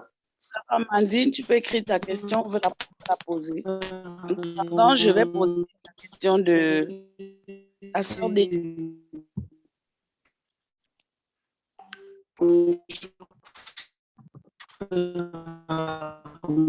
La sœur Amandine, ta connexion n'est pas bonne. Au fait, voilà. La sœur Edwige, voilà, la sœur Edwige, est-ce qu'on peut prendre une autre question? On est presque à la fin. La sœur Amandine a écrit sa question dans le chat depuis. Je ne sais pas si je peux le lire, sœur Edwige. Elle a écrit sa question. La sœur Denise qui a écrit après la sœur Amandine, la sœur Pauline, et après la sœur Denise qui demande si, comme on doit prier sans cesse, elle qui prie même en marchant, est-ce qu'elle ne devrait pas tenir aussi son voile? Pardon? Pardon? La sœur, je ne sais pas si la sœur Amandine, c'est la même, la sœur Pauline, il y a la sœur Denise qui demande que comme elle prie, même en marchant, et qu'on doit prier sans cesse, est-ce qu'elle ne devrait pas aussi tenir son voile sans cesse? Bon, mais bien aimé, en fait, c'est ce que nous avons dit, que le voile a commencé dans la tradition, non? La tradition juive. Dans la tradition juive, le voile était obligatoire aux femmes, surtout les femmes vierges. C'était une obligation dans toutes les circonstances. Mais nous, étant chrétiens, le voile n'est pas utilisé obligatoirement dans toutes les circonstances. Non, pas dans toutes les circonstances. Je précise mes mots. Hein. Pas dans toutes les circonstances comme faisaient, ou soit comme continuent de faire les musulmans et les religieux. Dans toutes les circonstances, voile, non. Une femme peut aller au supermarché sans voile, ce n'est pas un péché. Tu peux aller au marché, tu peux aller à l'hôpital sans voile, ce n'est pas un péché. Mais le voile est obligé quand nous sommes, au fait, quand nous voulons faire quelques services spirituels. Mais ce n'est pas une obligation dans toutes les circonstances. Comprenez bien, pour ne pas qu'il y ait de mauvaises traditions. Comprenez bien. Dans toutes les circonstances, comme les femmes musulmanes. Non, c'est pas ça.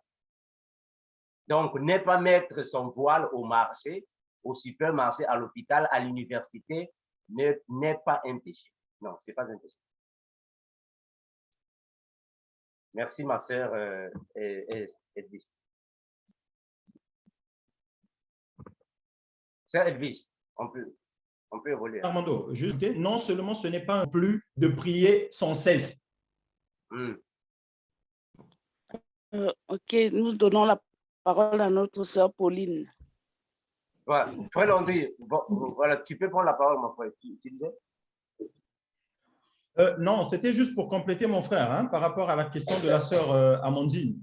Hein. Donc, je disais, cela ne peut pas l'empêcher de prier sans cesse. Ce n'est pas parce qu'elle n'a pas mis le voile quand elle va au marché qu'elle ne peut pas méditer en marchant. Hein. Voilà, donc ça n'empêche pas, comme le frère l'a dit, hein, il y a des circonstances dans le service, quand on se retrouve, voilà, il est obligatoire pour la femme de se voiler. Hein? Mais bon, quand tu vas au travail et que tu n'es pas voilé, cela ne va pas t'empêcher de prier ton Dieu pendant que tu es au bureau. Non. Ok. Wow. Juste...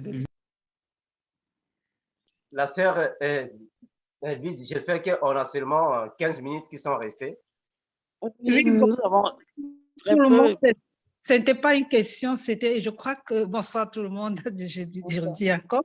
Je crois que frère Landry avait bien répondu, c'était par rapport à la question de la sœur Flo et la façon dont j'avais compris, là où elle disait qu'elle parlait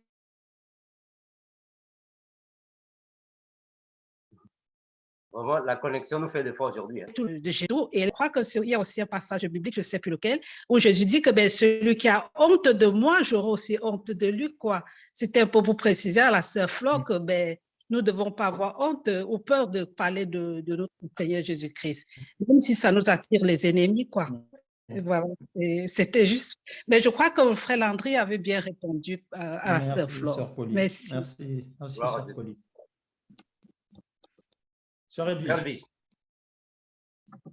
Nous donnons la parole à notre sœur Fatoumata. Non, je m'excuse, la sœur Géraldine.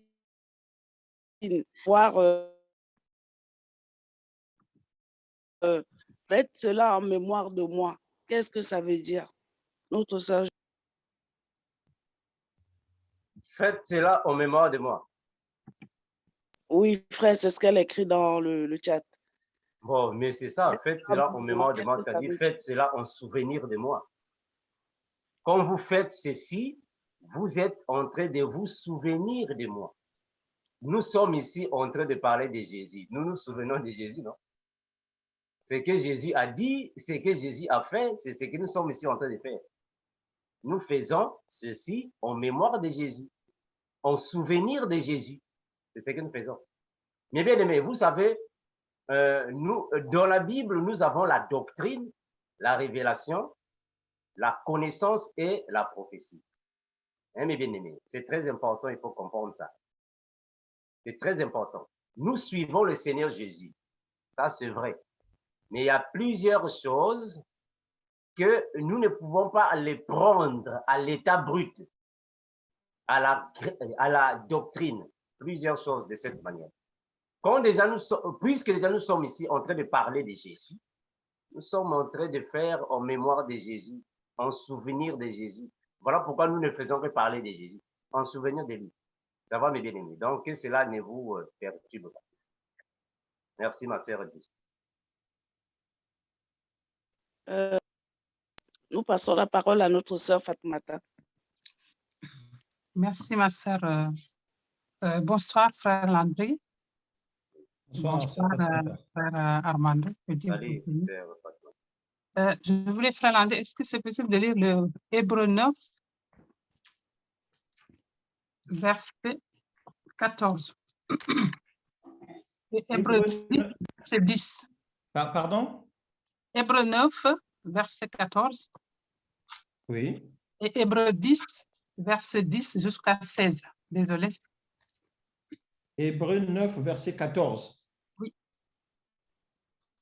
Combien plus le sang de Christ qui, par un esprit éternel, s'est offert lui-même sans tache à Dieu, purifiera-t-il votre conscience des œuvres mortes afin que vous serviez le vivant? Alors, Hébreux 10, 10 à 16, c'est ça? Oui. C'est en vertu de cette volonté que nous sommes sanctifiés par l'offrande du corps de Jésus-Christ une fois pour toutes. Et tandis que tout sacrificateur fait chaque jour le service et offre souvent les mêmes sacrifices qui ne peuvent jamais ôter les péchés, lui, après avoir offert un seul sacrifice pour les péchés, s'est assis pour toujours à la droite de Dieu, attendant désormais que ses ennemis soient devenus son marchepied. Car par une seule offrande, il a amené à la perfection pour toujours ceux qui sont sanctifiés. C'est ce que le Saint-Esprit nous atteste aussi, car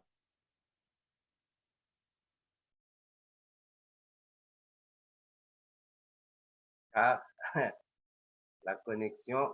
Après cela, dit, je les écrirai dans leur esprit et je les écrirai dans leur esprit. Amen, ma sœur. C'est bon? Oui, je voulais juste dire, je n'ai pas une question en fait, c'était juste dire que avec le Seigneur, il faut la persévérance et restons vraiment purs. Et Dieu, c'est un Dieu de vérité. C'était juste ça que je voulais dire. Soyez Merci, tous sœur bien. Fatoumata. Merci, sœur Fatoumata. Que Dieu te bénisse. Merci. La sœur Edwige. Oui, ok, nous avons la question de la sœur Amandine qui dit que la loi de l'esprit fait partie du fruit de l'esprit. C'est quoi la loi du péché? Et elle veut savoir aussi, le péché apporte quel type de mort? Bon, elle a 3 questions. Bon, on avait déjà dit dernièrement que nous avons 2 types de lois. Donc là, il s'agit de la loi du péché, de la mort, qui est la loi donnée à Moïse, parce que c'était une loi qui était accompagnée des condamnations. Quand on parle de la loi du péché ou de la mort, ce qui veut dire que là-bas, Dieu est dans la position du lion, dent pour dent, œil pour œil. C'est-à-dire que tuer les ennemis était autorisé. À leur époque, tuer les ennemis était autorisé.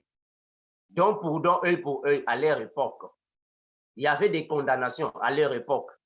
Voilà pourquoi on dit la loi du péché, la loi de la mort. À leur époque, c'était autorisé. C'est-à-dire que Dieu était seulement pour un seul peuple, Israël. Si tu n'es pas israélien, tu es un païen. Donc, il ne considérait que les Israéliens. Donc, un Israélien ne peut pas être en contact avec les autres. D'ailleurs, en fait, le prophète, l'autre là, David a parlé sur ça, non? Ça, c'était pendant leur époque. Prenons des Psaume 1.1. Qu'est-ce qu'on dit là-bas? Psaume chapitre 1er, le verset 1er. Ça, c'était dans leur époque, dans la loi. Ça, c'était la loi, la loi du péché, la loi de la mort. Là-bas, il n'y avait pas la vie. Et Jésus a bien dit, non? Moïse est venu avec la loi, mais Christ est venu avec la vérité et la vie. C'est Jésus. Est-ce que vous voyez ça? Donc, Psaume chapitre 1, le verset 1. Qu'est-ce qu'on nous dit, frère Lord? Heureux l'homme qui ne marche pas. Frère Londi, vas-y. La connexion bug. Pas selon les pécheurs et qui ne s'assied pas en compagnie des moqueurs. Voilà. Est-ce que vous voyez ça?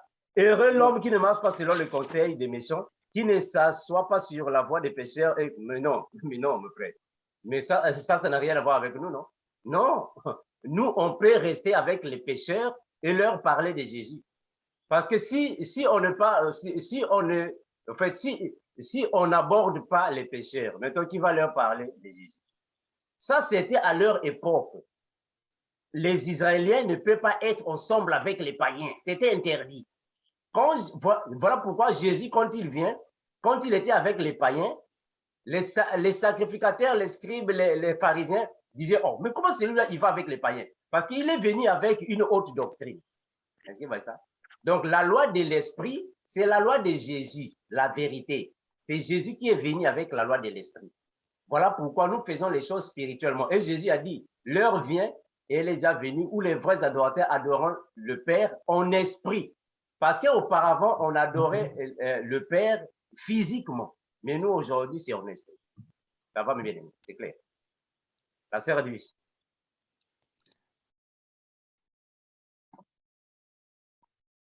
Sœur Edwige, le micro est fermé. Ah, oui, nous avions une dernière question qui était du frère Dani, mais apparemment, il n'est plus là. OK. Voilà. Donc, comme c'est la dernière question, on s'arrête par ici, mes bien-aimés. Frère Mondo, j'ai cru voir le frère Dani, il y a le frère Victor aussi qui avait levé la main, je pense. OK, voilà, ça va. Est-ce qu'il est encore là? Oui, on peut le prendre. Oui, alors je suis là. S'il n'y a pas aussi, c'était pour y faire une intervention sur le voile. C'est pour ça, après, je me suis dit, bah, c'est pas la peine, comme c'était déjà clair. Donc, j'ai baissé. Mais je peux quand même relater ce que j'avais en esprit. Non, vas-y, frère Victor. Ben voilà. Au fait, c'était pour dire le voile que les sœurs le prennent, la façon dont je vais le dire, qu'ils prennent le voile comme un ami, mais pas un marié. Voilà. Donc, si la sœur a un programme bien déterminé chez elle de prière, matin, midi, soir, à cette heure-là, elle prend son voile pour aller prier. Mais si tu sors, tu n'es pas forcément... Parce que la prière, elle vient à n'importe quel moment et n'importe où. Donc, toutefois, ça vient dans ton esprit, tu es obligé de prier. Mais si tu n'as pas... voilà, tu vas au marché ou tu vas quelque part, tu n'es pas forcément obligé que tu aies le voile pour faire cette prière qui t'est venue déjà en esprit. Donc, de ce que je dis, voilà, prenez le voile comme ami, mais pas comme mari. Voilà, merci beaucoup et soyez bénis. Merci, frère Victor, pour ta contribution. J'espère que nous sommes à la fin, non, ma sœur Edwige, il n'y a plus de questions. Il n'y a plus de questions. Merci, frère. Voilà, donc, frère Landry, est-ce qu'il y a peut-être un dernier mot? Non, ça va, pour moi, c'est bon. Voilà. OK, merci, mes bien-aimés. Nous sommes à la fin. J'espère qu'on a répondu aux questions des frères et sœurs, bien qu'on a eu un problème de connexion. Mais gloire à Jésus, nous sommes à la fin. Nous allons prier, mes bien-aimés, pour que nous puissions nous séparer. Prions au nom de Jésus. Père éternel, nous te remercions infiniment de ce que tu gardes, tu protèges tes enfants. Tu es toujours avec nous partout là où nous sommes, Seigneur Jésus. Il n'y a que toi qui es le vrai enseignant qui peut nous enseigner les choses que nous ne connaissons pas, Seigneur. Fortifie-nous encore et toujours, soit avec tous nos frères et toutes nos sœurs partout là où nous sommes, Seigneur Jésus. Dirige-nous, fortifie-nous, protège-nous devant toutes sortes de présences sataniques, des manifestations diaboliques, Père, soit avec nous, car tu as été toujours avec nous. Tu nous as toujours couverts sous tes ailes, afin que nous puissions avoir une assurance auprès de toi. Bénis, garde, Père, le jet contre tes mains. Merci pour la mission que tu nous as donnée, pour fortifier, perfectionner, édifier ton peuple. Ton puissant nom, Seigneur Jésus, nous avons aussi prié, toi qui es l'incomparable. Grand Maître. Amen. Merci, mes bien-aimés. À nous revoir demain, si Dieu le veut. Merci. Maranatha. Ciao, ciao. Merci, frère. Merci, frère Mondo. Merci, frère Landry. Ciao, bye. Merci, bye bye. Bye bye, sœur Louise. Bye. Bye. Bye. Bye. Bye. Bye.